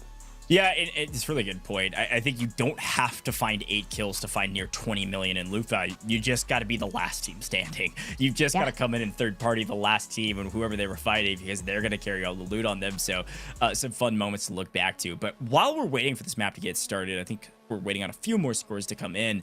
Tiff, I'd love for you to talk me back through brackish again. So I think we've had a lot of people tune into this broadcast realizing, oh my gosh, Operations Esports, I want to watch. So talk to me a little bit more about brackish, the map, what we can expect with it, extraction points, and the things that we saw, like you had mentioned in that first map. In particular, I'm thinking Tower of Babel and the way Fallens was able to get out towards the end of it. Yeah, okay, so basically what they were doing is they were completely separated on off. Initially, they had only invested 2 of their players to keep tabs on MOJO JOJO in particular at the beginning, but you had Fallen Ride that was kind of anchored in the back, making sure that no one from Royal Museum or that mid-center of brackish was going to be moving on in. Now, granted, we had all of the fights that really erupted in that 13-minute to 8-minute mark, but once we hit about 5 minutes, where teams really started to scramble and look for those extraction points, where actually Fallens invested 1. I believe it was Juggernaut that decided they were going to be the ones that actually took the new Tower Babel extraction point that only 1 player can grab. So they were like, here, take the majority of our value at this point and at least get out there. Yeah, no, I think it's a really good shot. Well, our scores are ready, folks. We'll analyze all we want, but it's time to take a look at the hard math. And, well, it is some hard math because it was tight at the top, but it is Fallens getting the better of their opponents in just game 3. This is just that match 3 leaderboard, and as you can tell, a couple zeros from this map is brutal to see for the teams that were at the top. WrathSquad and GERANTS having a great day today. Unfortunately, not a great map 3, so this is going to change things up pretty aggressively.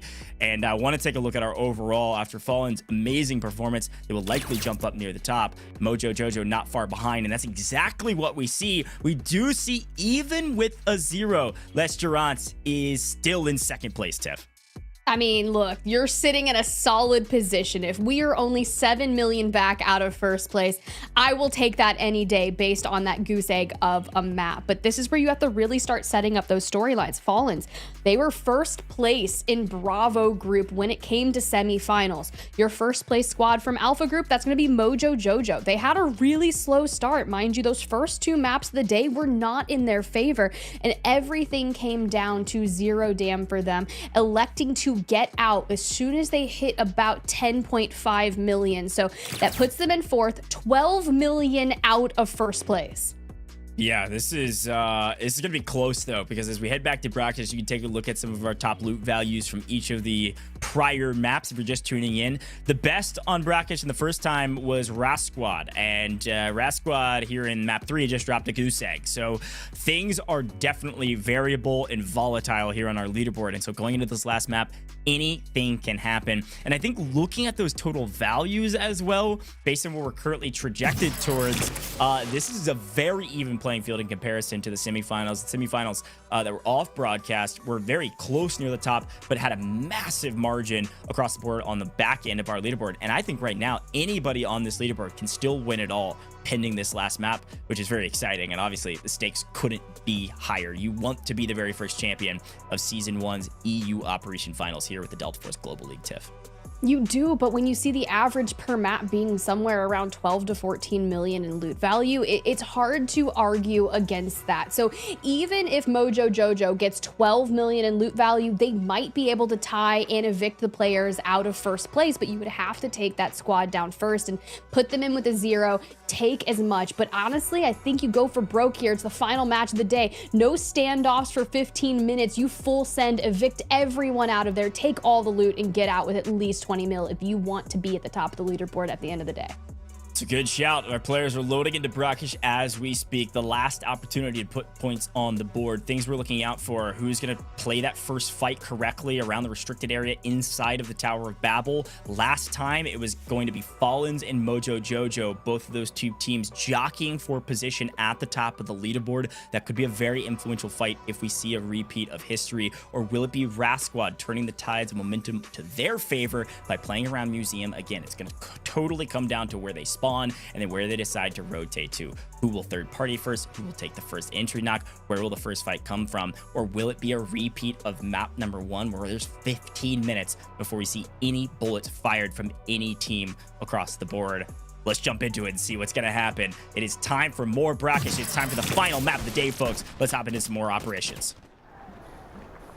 Oh, okay. Let's go ahead. Kick it on off. See where everyone is spawned. You can see right there. It's going to be Les GERANTS, TESS in Royal Museum, which is going to be a hotbed of activity, but there's really not too many people around them. MOJO JOJO just to the south towards loading area are actually going to be situated where we had seen Fallen in map number 1 on brackish, which, by the way, look where they've situated themselves, right on the outskirts of the new Tower of Babel, and it is WrathSquad that is going to be on the inside. Yeah, we basically have 3 teams right on top of each other. It's just a matter of who decides to next first, and the Fallens immediately taking this fight nonchalant, in trouble, and fully out of here. Should be able to get the revive potentially on him if they can pick up the box and move it out of the way. Smoke for visual cover is nice, but when Fuller Eyes on the other side, you're going to get fried if you go for this body. Trying to take some covering fire. His teammates able to push him back enough to maybe go for the body, but they're going to play this slow. They cannot afford to get wiped in the first 60 seconds of this map. What a way to start things off here in brackish. Oh, MOJO JOJO. When you lose out on one, you got to heal on back up. But if you fall here, done and dusted. You were in, what, 4th place overall? We were asking for a north of 12 million game and then some. So within the first couple of minutes here, already running into difficulty. But look at the trades coming on in. Juggernaut on the ground. Oh, wow. Okay. Patience is a virtue, but brackish looking totally different from the first time we saw it because, well, there's a sense of urgency with the leaderboard. In the first game, everybody's just trying to get a feel for how the other teams played. This time around, a lot of folks in the Tower of Babel and a lot of engagements early, as it looks like not only has MOJO JOJO lost a player, but the Fallens, I believe, also losing one. And the squad on your screen, Kofest and Co. getting into the mix. Overgear heard the call and said, oh, you want us to get active? How about a nice flank third party, pick up one who's staring down lane, making sure Mojo doesn't get the revive. I'm here for it. This team needs it. Situated at 1.3 mil for Overgear 2.0. Would be nice to get into that early action, knowing that they've got the player advantage. Let's say you pick off another one, and next thing you know, it's an easy 3v1. Take a 3v2 for the next team. You've got all the loot. The only team that you really have to worry about with full numbers, WrathSquad. Yeah, here's the thing about Overgear's position. I actually don't think they have to move for 12, 14 minutes, if that. I mean, they can hang out here and wait for these two teams to loot all they want inside and then come back out. Of course, you can extract through the tower itself, but there's no reason to force anything if you're Overgear 2.0. I'd be curious to see what they decide to do, especially with what looks like Obsessed, Nonchalant in Paris. They've actually been able to pick up, Mojo's been able to pick up their third teammate full revive because of Overgear's position here. Because Overgear shot at Fallens and were able to pick up one, Mojo had a moment of reprieve, got their teammate back up, and they're on the move. Hear me out. If I'm Fallens and I have a duo, I just want to like go loot, take a fight, like one fight, put myself with north of 5 to 7 million, and then just send a player out with that quality and just hope for the best at that point. Because you're going to be situated north of 33 mil on the leaderboard. And is that enough to net you a win? Maybe. Is that the cautious side of things? Yes, but I'm nervous for them already being down one full player. Well, it's sure they can get him back though. Yeah, and it's actually something we saw in it looks like I think Pro Rock can't quite see them on the other side, but is it a potential position to potentially pick up a kill here if he's paying attention? Not sure what's going on there, but even still, what I was gonna say is like they're kind of in a position where you're right. Like all it takes is one, and oh man, the trigger discipline from this guy is unbelievable. Because here's the problem: look at who's behind them. Oh man, I mean, if they throw shots down there, they're dead immediately, right? That full team of three, that's green, that's going to be Beer Soul Wagner, comes in from above, has the peak. We couldn't quite tell from the overhead perspective how close that team was. They are right on them.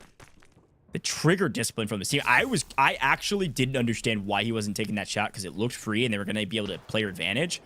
But it's because Beer Soul Wagner's right behind them. They throw shots down, they immediately get sandwiched and are killed. I mean, you can tell they're already trying to send out some resources to just do some scouting. Hopefully they connect. If they don't, you're denying them that information. But look, I mean, we're already situating out for a fight. And we saw some of the fights that basically the WrathSquad did take. And it was successful in Brackish initially. Kind of flubbed a little in Space City when they took that fight against PARI. You had Beer Soul kind of get picked off on the cross and initially did not think someone was going to be shooting him there, but the opening, it's happened. But this time, it's MOJO JOJO starting it. Yeah, if this doesn't convince you to use the M14, I don't know what will. That was disgusting. Just a couple headshots and you're off to the races. Player advantage now inside of MOJO JOJO. Reminder, they had lost Nonchalant earlier, so if Nonchalant gets full knocked, he will not be able to be revived in this fight at all. They would have to bring him all the way down to what would be yellow, but will completely knock him out of this game. So Nonchalant's going to have to play a little bit slower here. It's not going to be your entry fragger for this team as much. Unless he just decides to do it anyways, which it looks like that's exactly what he's doing. Nice shots over the top to even the tide. Take down Donardo, and all of a sudden, MOJO JOJO's totally off to the races with a massive player advantage. Don't lose your life for this trade. Just wait for the cleanup, and that's exactly what's happening. As the opposition is trying to get Mixy, but unfortunately in a really tough position. A nice hold. Could he hold the over the top? Yes, he's able to find it.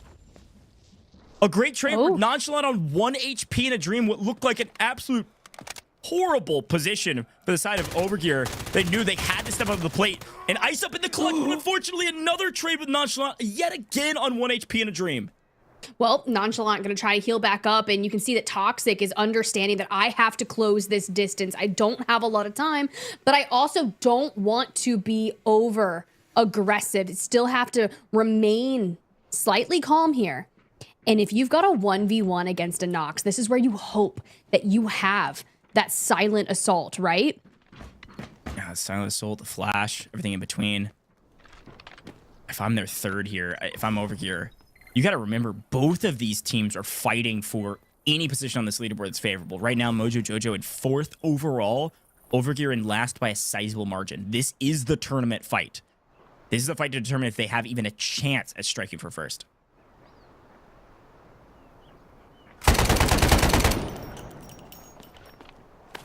And Toxic is still chilling. I think he's right next to his teammate that he can go ahead and hit the rescue on. And Nonchalant, if you don't push this, you're going to turn it into a 1v2, which will make things very difficult for you. And Nonchalant's the cat with 9 lives. My goodness, this guy's gotten whittled down so much in this fight and continued to find his way back up, obviously using armor repairs and finding cover to be able to retake this fight. But you're right, now on a 1v2, it's going to be pretty difficult. I want to make sure that you don't get flashed or you are toast. Again, Nox are really powerful for this fight. If you can find the right angle, the right flash. I'd be curious to know what the heck is going on with the rest of these teams, as these two teams have been fighting for a while now. But everybody has a chance to be a hero, and right now, it's Nonchalant's turn, unfortunately. One from far, one from close. This is going to be really difficult for Nonchalant to win. Taking the right fight, but taking it at the wrong time. Nonchalant out of here. MOJO JOJO fully wiped. We will see you later. My goodness. Out of here. No chances to move their way up the leaderboard. They're gone. But it was so close. Like, you've got to give it to him. I love that Toxic kind of playing behind that carries back there was just putting the pressure down every time Nonchalant was peeking and keeping the attention on him, while Kofest here was being able to kind of get in that gap, right? So here's Nonchalant's POV from the get-go. Opens things up with that knock on Donardo. But that pickup from Toxic right there, oh my God, chef's kiss. Yeah, Toxic was playing the outside flank. It was the perfect setup. It's what we always see, where you have two kind of up front, one on the side push. So if they do get out of cover, it's the perfect hold. And it worked out flawlessly for them. And then Nonchalant goes huge to even the tide and just couldn't quite execute on the deal. I think you called it out perfectly. Maybe could have pushed during the res and maybe won the fight. But we got to keep moving because we've got more fights to be had. MOJO JOJO out of here, a top team in the semifinals, but couldn't quite make it happen in the finals. They're going to fall at the highest, probably 4th, and it looks like some other teams might be joining them shortly. This is Fallens. This is your top team on the leaderboard going into this map in trouble in a 1v3, and also out of here with only a single kill. 200K on top of their current total, which is at 24 million. Do they do enough to hold on to the top spot on the leaderboard? They didn't do hardly anything, unfortunately, because they get wiped. But it is possible they could still win this TIFF, pending the way the rest of this lobby goes. I knew Brax was going to be hot this time around, but this is a total reversal of what we saw on the very first map of the day. Why do we have both teams from our semifinals down and out, and Fallens, who had about, what, 24 mil coming into this? Yeah. 24 mil. You know who was next on the leaderboard? It's going to be Les Gerants de la TESS. So all eyes on Zapok, Nox, and Nerio, because they are going to be your real game changers in this final map, specifically, especially they have the chance of taking it. And here they are on your screen right now, only 500K in loot value, but they've just been, it's like that meme where it's like, you know, you're just chilling in the water and it's fine. You're vibing. And everything around you is just sheer chaos.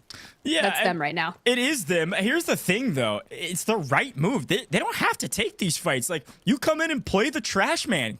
Play cleanup. Pick up the trash, which happens to be like 25 million in gear totals and loot value.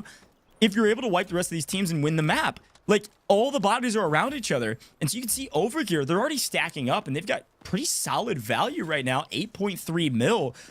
We gave the task, the calling cry to this team to say, yo, lock it in.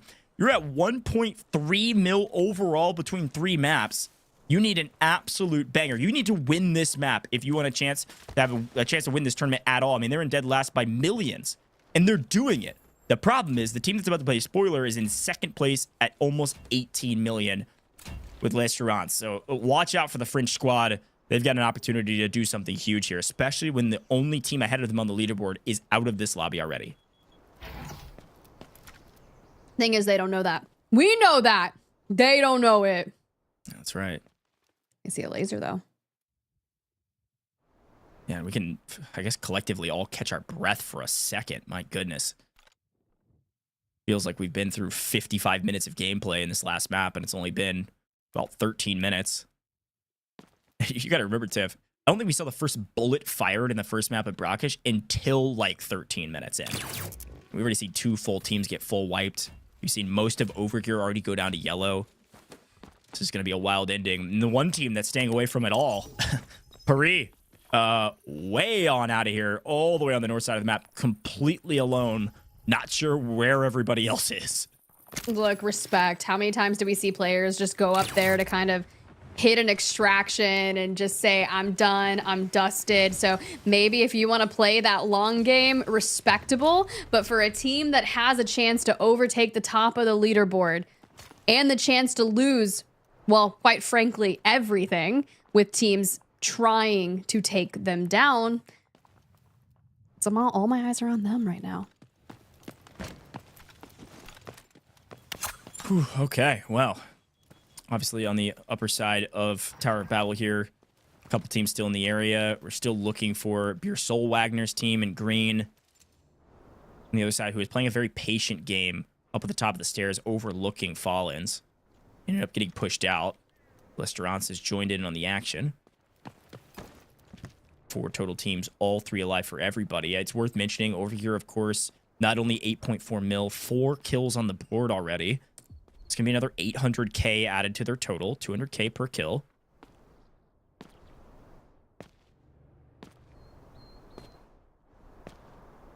Right now, Tiff, it's just a waiting game. Slow clear, slow push, peek these corners. This is obviously a restricted zone. This is where you have little to no information on where anybody or anything is. Nothing on the minimap. So you just got to play smart. You know that any corner you peek could have somebody holding that corner, lace you, and then they rush at you 3v2.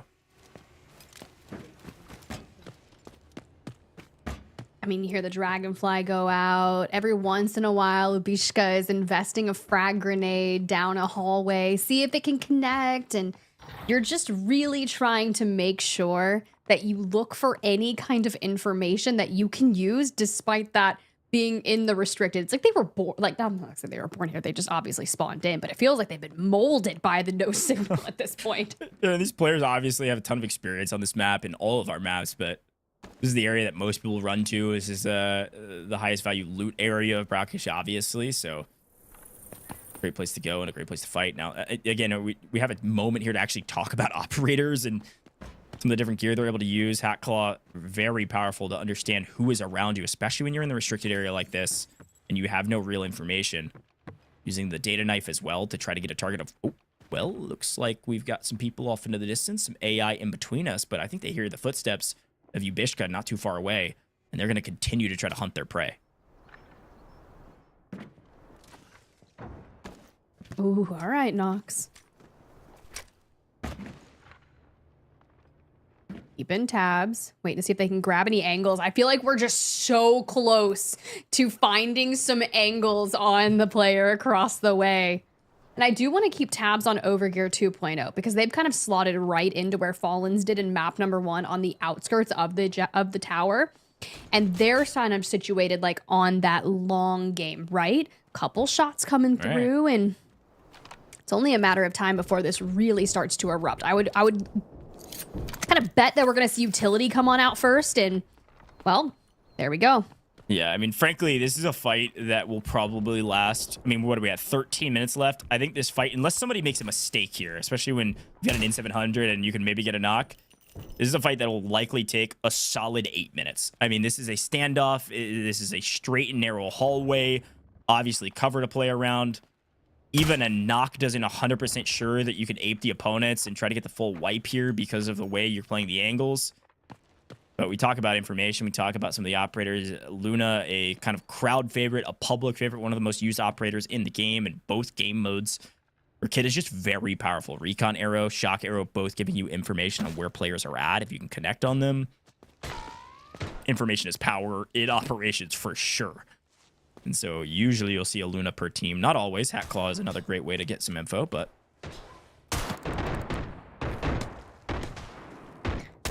I mean, we are looking for an angle and we get it.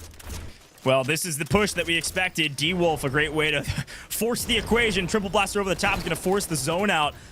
And a couple drones and a couple issues. Flashbangs galore, but we push the fight. We have player advantage. We pick up one. Where's the last? Absolutely no chance to take down the Frenchman. A clean wipe. What I thought could have been a long fight, all of a sudden, the first mistake was made. And Las Gerants says, don't worry, we only need one. Pushes the fight, wins the gunfight. And now we're down to 3 teams on the map. Yeah, they take out WrathSquad here, but this is the team that has within striking distance to be able to surpass Fallens. This is what we are looking at. How is this even happening? It's the chaos we wanted, Kosh. Yeah, his leaderboard is going to be totally out of order. It's going to be all over the place. It is still anybody's game. Some of our top teams are out of here. And now every team, I don't know it yet, but every team that is alive, which is only 2, are going to be looking at Las Gerants. Can we take down the heroes at the top? As Overgear, again, like you had mentioned, 11.1 mil right now. If they were almost any other team on this leaderboard, they could think about extracting soon. They wouldn't have to keep fighting. The problem is they're not. They're at the bottom. 1.3 mil in total in 3. So this 11 mil barely breaks them even into 4th. They still got a lot of work to do. They really do. And we still have PARI on the map. Now, mind you, all the way in the north here, thanks, our observer team. They're like, by the way, just so you guys know, don't forget about this squad that's still on the map in 3rd place with 16 million coming into game number 4. And I'm okay with them situated here on this extraction point, right? Because they're assuming that someone is going to come up here and look to extract. Now, if I'm one of the 2 teams that's chilling at Tower of Babel and I want to make sure that I am doing everything that I can to get the top of the leaderboard, you send one player out there. That's what you do. And then you send the other 2 up north. Sure, you're going to be at a player disadvantage, but you're really looking for 1st place, and that's all that matters. Yeah, let's take a quick look back on that fight. It was so well done on this side of Les Gerants. All they needed was a knock, and they get it right here. You don't need an M700. All it takes is a couple of headshots.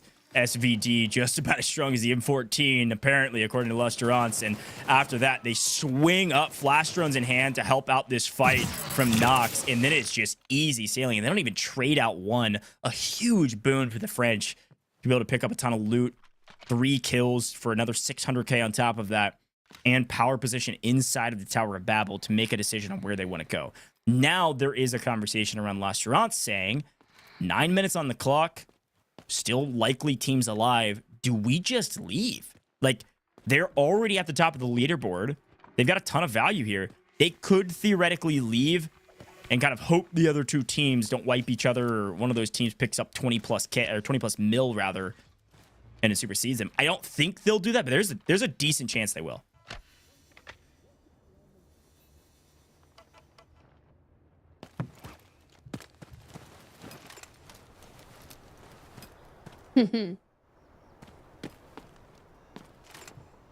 I love that we're down to 10 minutes. Like, I love it. I'm just curious, do we see some people decide to maybe leave, or will they look for an extra fight? I mean, if you're over here, you have to look for an extra fight. You're not done yet. You can't be done. You don't know where these teams are necessarily. You know there's likely still a team up inside the Tower of Babel. I'm pretty sure you're positive of that at this point. You have to take this fight. You can't afford it. Your leaderboard doesn't allow it. You've done great, though, thus far, but you're not done yet. And so they're going to have to push into this Tower of Babel and take a fight against the French, who are looking in final form right now. So that's what we're going to see. And I think, unfortunately, frankly, for PARI, they're on the other side of the map. No one's near them. They're hoping somebody's going to come for this extraction because, frankly, every single time we saw Brackish in the semifinals and today, they have gone to that side of the map for the extraction. This time, Brackish just played out differently. And so PARI, unfortunately, is going to really struggle. They were in 3rd on the leaderboard with about 16 mil. And they're going to get, what, 1 million between just normal looting on the north side of Brackish while the rest of the teams kill each other. That is tough. I mean, and they have made no real effort to try and drop down and get involved in a lot of the stuff that's been happening in the south. And quite frankly, I don't blame them. They're hedging their bets that someone's going to come north and look for the extraction, where Overgear 2.0, Prepare for siege. Prepare for battle. And again, you can take it as slow as you want here. I think the only timer you're going to be up against. I mean, Tip, talk to me again about this Tower of Babel extract, because we did see that happen the first time of Brackish. And so in theory, obviously, Las Gerants could make that move. Now, they definitely are going to know now that there's a team right outside. When they're playing, I think they've also got Hot Claw. They've got the information at hand. Yeah, they absolutely know. So now, instead of playing for that extraction, they're going to try to take this fight. And this is make or break the leaderboard again. A quick reminder of where they're at in case you're just tuning in. Las Gerants currently in second place, but the only team ahead of them is out of this map with basically nothing. The team they're fighting, Overgear, on the other side in the orange, they were at the bottom of our leaderboard with barely any score, trying to make a gigantic leap up this leaderboard and take out this team at the top. They are like 16 million behind this team before this game. It's just a Flesh Moon Zapok. Go ahead, heal it on up. You're gonna be totally fine. Anyways, so yeah, we do have the extraction on the top floor of the new Tower of Babel. You do have to have less than 50 kg on you to extract on out of there. Now, of course, there is an extraction point outside that you have to activate a lever, and then you have a 4-minute timer, yada, yada, yada. But if I am Overgear 2.0, you have to push this. Time is of the essence, because a lot of these teams aren't going to be willing to chance it, especially if you're already close enough. My thing is, have they done enough? And look, immediately, we got one knocked. Toxic. No, what? Was so vital in the initial engagement against MOJO JOJO on the outskirts, and now we have found ourselves on the ground. So Kofest trying to get back to Donardo as quickly as possible. Oh my gosh, another opportunity to open up this map dramatically, as our Frenchmen have picked off one. And it looks like also Nerio is out of the map. This is a really good strategy. Big shout out to this team for thinking on their feet. Not only have they picked up a knock on their opponents, but they also got Nerio out with most of their loot. So they're going to score something no matter what.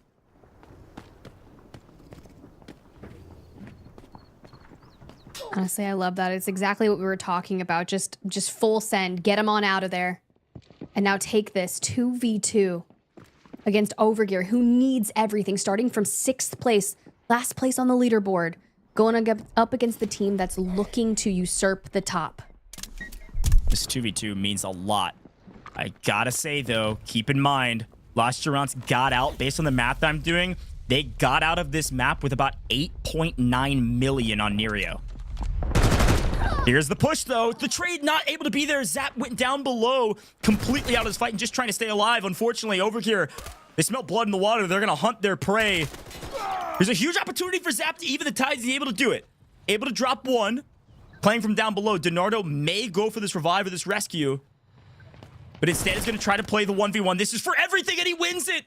Overgear still on this map, still with an opportunity to move up this leaderboard. They are the last squad alive in the Tower of Babel. A fantastic win in a 2v2 on the back of Donardo himself. Unbelievable job. The big question in my mind here, they're going to be able to get the full revive on their teammate, and they're going to be able to loot those two players. Now, what I called out here, Tiff, was that Nerio got out with 8.9 mil. A ridiculous feat to be able to get out and your team stay on the map to try to go for those kills. Between the two players that were left on the map, they only had about 800k on them. Really not that much at all.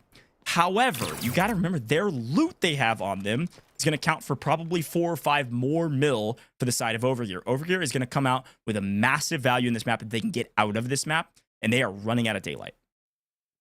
I think that is very well spelling it all out. I think you extract one player with the majority that's going to take to hopefully get them to the top of the leaderboard if their math was correct. We'll keep tabs on that.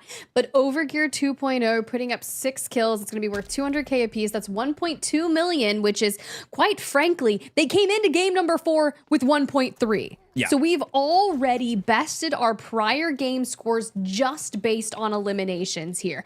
But what is the rest of this going to look like? Well, you've got about 14 million in the bank for your loot value thus far if you can get off this map. So knowing that our job isn't finished, the last people on the map are all the way in the north, and you don't actually have to rotate up there. But will you? You don't really have a ton of time to make it happen, though. Yeah, here's the problem. We got 2.5 minutes to get out of this map with our 14 million and our 1.2 million in kills and loot value. The problem is they're going to have to drop a ton of stuff. They're still going to walk out with a ton of stuff if they use the backpack extract. Or no backpack extract, rather. But, Tiff, I mean, where do you think they get out of this map? Are they going to try to rotate all the way to the north side and run into PARI in the last second and lose all of the value that they've been working for this entire map? Is that their only option at this point? I mean, you could find like maybe a different conditional. There's like 2 that are north of Grand Hammam, which is kind of where you've got PARI up there. They're moving to like hedge their bets on the western side of one. And if you look at the rotation on the map, we are situated just to the east of Blue River Hotel. So I think there's going to be a really quick fight at the end. This is insane. After all of that work, PARI has been hedging their bets and they need to play the north side of this map since the very beginning. It's the right move. It's been the right move every single brackish game. And I thought this game, it was going to be the wrong one. But with only 70 seconds remaining, they are just sprinting for their life, thinking they have to be the last team on the map, right? I mean, they got to check their corners, but like, there's no other option. You don't even have your armor repaired if you're this hat claw. Like, you are in a brutal position as this team, and there's just not enough time. What are you going to do? PARI has been lying in wait, setting the trap, and they spring the trap and wipe the first member of Overgear, and now utter chaos is ensuing. And the question is, who's going to get out, Tiff? Well, when you got Stickinson playing on Nox, you're the one that's making that push. And here we go, looking for the jump straight onto the last player. It is hearts breaking all around. And quite frankly, just grabbing, going 20 seconds left. They pick up the 3 kills that they've been waiting 30 minutes for. And now they are just slurping up all of the loot value. And at this point, reminder, PARI was in 3rd place on the leaderboard coming into this. They just didn't have time. They're going... Wait, is it going to count for an extraction? I don't know if our last player is going to get out. Some will. It is so close, and I don't know who gets out and who doesn't. I think only 1 member of that PARI squad got out. What a way to end that map. The fact that we don't even know who just won this tournament because of the literal 1 second of difference of getting out of that map is insane. And if that's not the most classic, tried and true operations player mistake I've ever seen, they crushed it. They were so patient. They waited the extraction, and then the loot was just too gleamy and gold. They needed some value. They tried to grab anything, and just grabbing 1 extra stack of ammo to bump up their value means they didn't make it out of the map. That could be the difference maker of them winning and losing this entire tournament. It literally could not have been any closer. What a way to finish. I need to use my words, but I am just sitting here and I think it was Stickinson that was last on the map. Like, it could be different, but he's just standing there before we cut back to us. And I was just like, no, not Stickinson. I'm so sorry that you couldn't make it out by 0.5, 1 second, whatever it was. You are sitting there and you're talking to your teammates right now and you're just like, that just happened. That really just happened. We tried to make it happen, but that's the grand finals here for you. Well, I think one of the things when you start thinking about the actual value these teams are able to get out of, only 1 player on the side of Las Gerants was able to make it out, but it very well done to get out with 8.9 mil. They're going to be near the top. I'm not sure it's 100% confirmed that they win this, but they're going to be near the top for sure because of that very strategic play to take 1 out with most of their loot. Here's a quick look back on those replays. The thing that we know for sure is that Overgear went crazy this map. They dominated, they crushed it, they fought everybody under the sun, and they came out on top with everybody alive until the final 60 seconds. I mean, look at these setups. Very well done to catch the cross here and then get the revive and be able to play the 1v2 against Nonchalant, who really did put up a great fight. And I was impressed with his gameplay throughout the course of today's event, but Overgear knew that their backs were against the wall, and they did everything they needed to do until the very end. And we get to see that story play out in these replays. Unbelievable.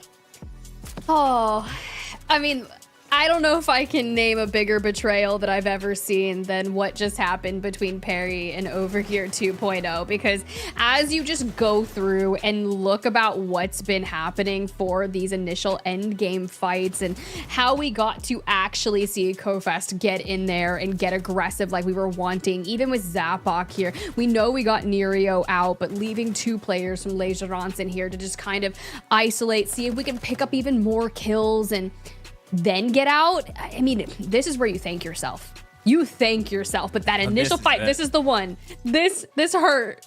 I mean, Overgear loses this 9 times out of 10, if not 10 times out of 10. There's just no way they're going to win that. They don't even have their vests repaired. They're just sprinting for their lives to get out with all of the goods that they worked so hard for. But it didn't matter at the end. They grabbed 1.2 million kills. Ridiculous feat at this scale of a customs. The problem is they only had 1.3 in total on the map after 3. So they're going to end at 2.5 and end at the bottom of the leaderboard. So regardless of where everybody else lands, Overgear, I still tip my hat to you. You played this last map near flawlessly. It was just a moment at the very end. There was nothing you could do because of the time that was still on the clock. You had to take the fight against the French, and unfortunately, it just doesn't pan out. Here's a quick look at our scoreboard from just that last game, Tiff, and we can start seeing some of the values that actually ended up coming through, because as much as we felt like things were exchanging hands, it does look like PARI Stickinson, you're right, the only player to make it out for that trio at the very last second, did come out with a decent amount of value, but it all came down to the very smart play from the French with Les Gerants to get Nerio out with basically all their loot, 8.8 million. And because of that one smart decision, they're able to fully get out of this lobby with the highest score total from this last game, likely putting them near the top. We have to double check everything. And look at Overgear. Nobody making it out and still overall third because of the ruthless domination of this map from a kills category. Nothing like having 35 seconds left on the map, the extract being just ahead of you, and just getting laid out by PARI. And then it's like, I see Stickinson there with no kills and 3.5 million in loot out. So maybe he actually got out. I need to see the clarification on who actually survived the extraction there, because it went so down to the wire. But Legerant, 9.4 million. Nerio walking out with, you're right, just under 9 mil based on that solo extraction at the Tower of Babel. God, you are patting yourself on the back from that one. It was a good call out. And we were talking about, would that happen? Would we see someone start to crunch some numbers, send a player home just to see if we can take the top of the leaderboard? Because we don't even know if that was enough for them.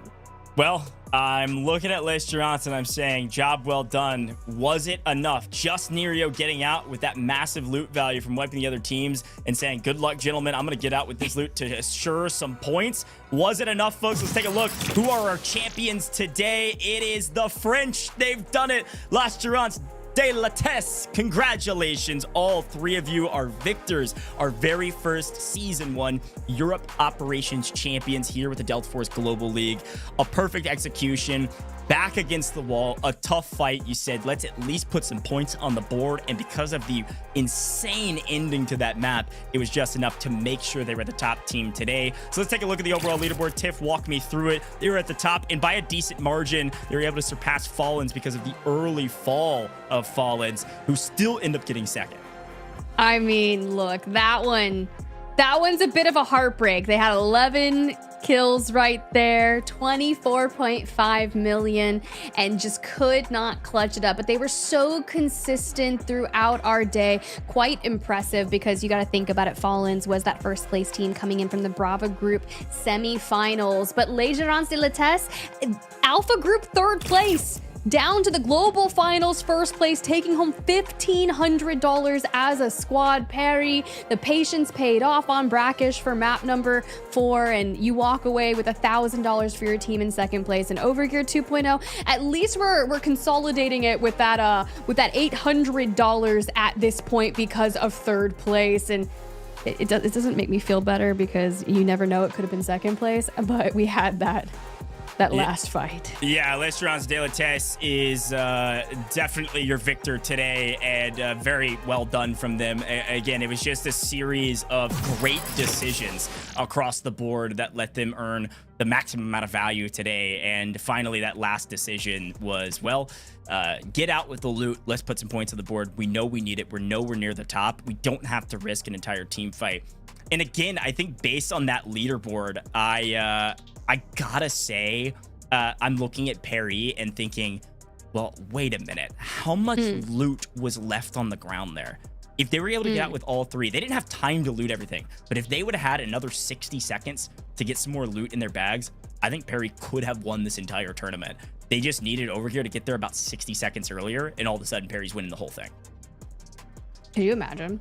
Could you imagine that happens? I mean, you were talking about it, that you saw the craziest things in the semifinals customs, right? So would we see something of that caliber happen here? Look, hey, I had a blast. I can't believe that was our 4 maps already done, dusted, out of the way, because it felt like I was at a theme park and I was just on this roller coaster that was taking me on a journey throughout a multitude of different maps, differing play styles, differing pacings, right? I almost felt like when we got to, I believe it was Space City, when everyone started breaking out, that I was like, are we sure we're not in Warfare? No, I'm just kidding. Like, we weren't. Yeah, like, it was. I mean, it kind of felt like sweaty. it for a second. Like, it was so fun. You're right. Roller coaster is a great word for it, because it was so fun to kind of walk through the different paces of play on each of our different maps. And as we expected, frankly, Brackish in the second time was going to be a little bit more aggressive, because some teams desperately needed a crazy amount of points.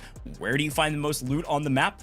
In other people's bags. You got to find their weapons. You got to find all of their gear. I mean, again, most of our M14 or SVD builds are all like 700k plus weapons. And so because of that, just wiping a full team, you're getting most people bringing in 2 primaries. You're looking at like 1.5 mil in weapons alone on each person. That's why those values were so dang high. And so these team fights were everything, and Overgear knew the assignment. They had to wipe everybody, and they had to get out. They succeeded in the first half, and in the second half, PARI played spoiler, and PARI playing spoiler allowed for L'Assurance to get the win, which is the crazy part about that whole sequence. But what a day for our first operations event here on main stage for the Delta Force Global League. What a great opportunity for all of our teams to frankly show their skills. And I think it was fun for me, at the very least in the back end, to see the differences between semifinals and finals. A lot more strategy, a lot slower paced for the most part, and some really, really good high-level moments. Now, Tiff, we have an opportunity to talk to a member of our winning team, and I want to let you introduce them because, well, you're probably going to speak a little bit better French than me, but we've got Zap in the booth with us. Zap, first and foremost, man, I've been saying your name wrong all day. I think your team name, it's just my bad, all right? I want to go ahead and apologize. You're actually fine. Okay, well, I appreciate it. I want to give you an opportunity, man. Just tell me what you're feeling. Tell me about those last moments. Tell me about the decision to get Nereo out on that last map. Yeah, so basically we know we are like in front with that Space City. So we just decided after the Space City to play a little bit more aggressive. So we just choke on 0 them because we try to have some more information about the extraction. But after that, we couldn't extract because they kill us, and good job to the enemy teams. So we know we are third, and we just took the decision to just clean one map on, clean one team on the Babel Tower, because we heard a lot of shots. We just spawn like on Museum. We have nothing, no steps on the map, nothing. We just hear some shots, so Babel, and we say high reward, guys. We need to go. It's finals. You play for a win only, so let's fucking go, guys, and we made it. Yeah. Look, I love it. I love that hype. That's a really good way to approach kind of coming into that. Now, I'm curious what your team, like the changes you guys made post semifinals coming into the grand finals. Were there any adjustments, especially if there were squads that you were unfamiliar with and how they were going to play today? Yeah, so basically we work a lot with coach Vladede. He's a great coach. He's a French guy just with a lot of experience. Tell us about rotation, tell us about every plan we can just put on game. So basically we just follow the game plan. The game plan was actually what we do on the semi-finals, what we do on finals. We just work, of course, a lot more on finals, but we just basically follow the plan of the day for that.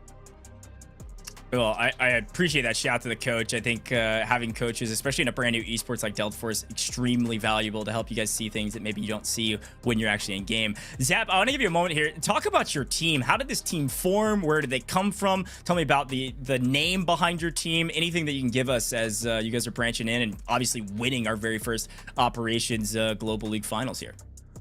So basically, Nox was a teammate and a friend like for a long time. I mean, we just met at the beginning of the game, like on internet, with the streaming on Twitch.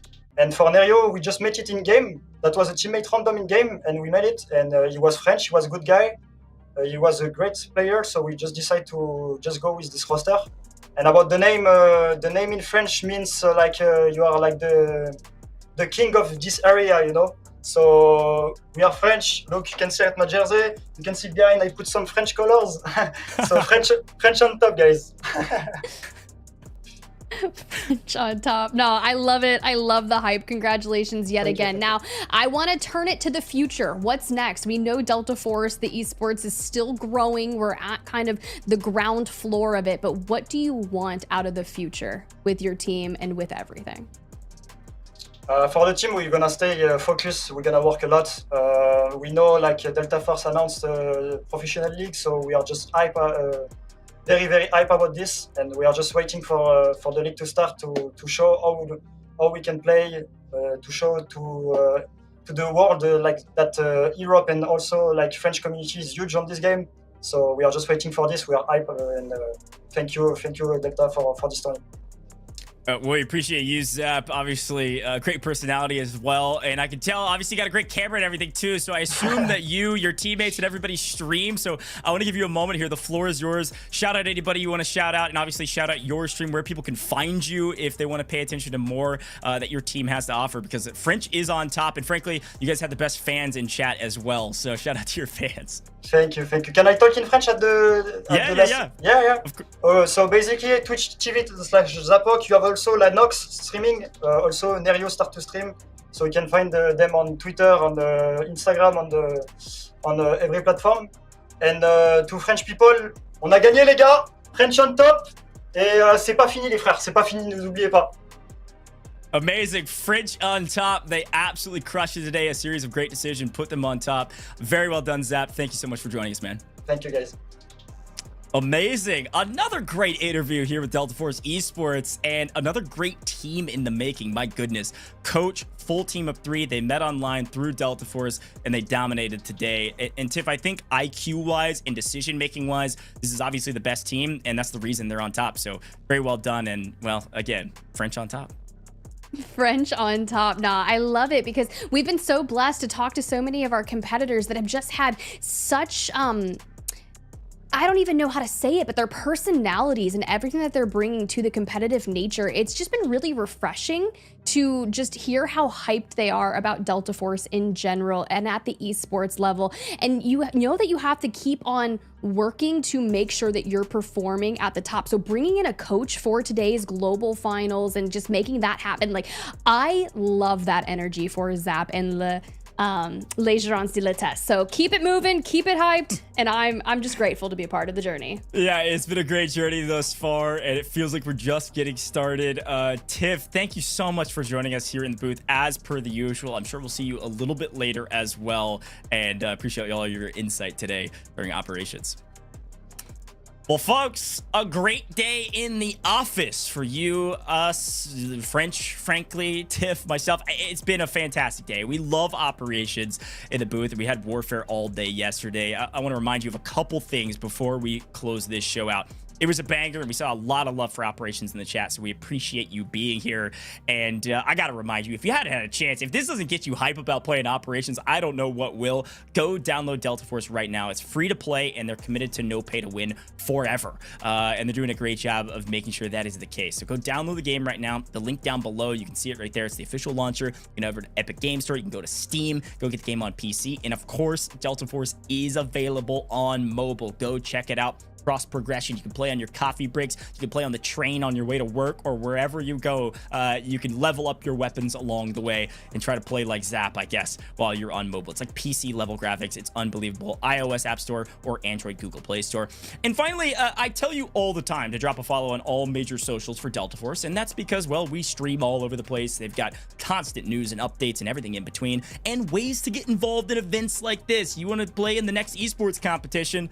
Drop a follow on the socials and join that Discord. A great place to do that is over there on X, Twitter, or also in that Discord. You can ask questions, get answers. You might even find me in there where I can give you some answers for anything that you're wondering about. And frankly, I think you really should go drop a follow on DF Game Esports on Twitter X. Go check it out. It's the Esports Twitter, brand new account, dropping updates all about this competition, the beginning of Global League, and a lot more down the line. I've heard a little birdie say there might be Worlds down the line later in the fall, so keep your ears peeled, your eyes listening, if you will, and pay attention to all the social medias. And I think the last thing I've got to tell you is that, as per the usual, thank you for being here. We've got another show in a couple hours. This was Europe, North America, right around the corner this evening, 7 p.m. Central Time. That's 5 p.m. Pacific. You're going to see a lot of the exact same type of action, this time with North America players. You're not going to want to miss it. Same place, all of the social medias you can think of. We will be live there at 5 p.m. Pacific, all right? You're not going to want to miss it. And again, we couldn't do it without you, the viewer. So thanks for tuning in, and join us here in a couple hours for the next operations competition. It's over. You can jump on them. So there is this kind of Tower of Babel. Got a little bit impatient. Olaray going to do when it comes to this specific... They're going to continue when signal flare shots, and they'll get caught down in the trade. 2v2. Nice shots. Incredibly low here. That whirling disc could do a... On the map looking for a kill, and there's an angle. We spot him out, holding this off screen. Nonchalant is getting mixy, and all of a sudden the Fallens have been flanked far enough. Rezzing beer is basically zero.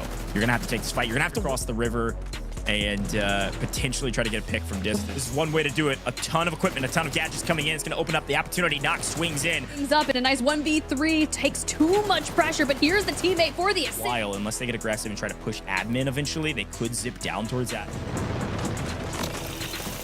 Oh, we're getting aggressive. Nonchalant swinging up with the Nox. Able to play the trade, and getting is going to be extremely difficult. Obviously, stun coming through. He's going to play the trade. Easily wipes one. His opponent tries to play a trade back, unless he just decides to do it anyways, which it looks like that's exactly what he's doing off to the races with a massive player advantage. Don't lose your life for this. Unfortunately, in a really tough position. A nice hold. It's going to be really difficult for Nonchalant to win. Taking the right fight. Team on the leaderboard going into this map in trouble in a 1v. I mean, we are looking angle and we get it. Well, this is the push that we expected. D-Wolf, a zone out, and a couple drones and a couple issues. Flashbangs galore, but we push the fight. We have player advantage. We pick up one, but instead it's going to try to play the 1v1. This is for everything, and he wins it.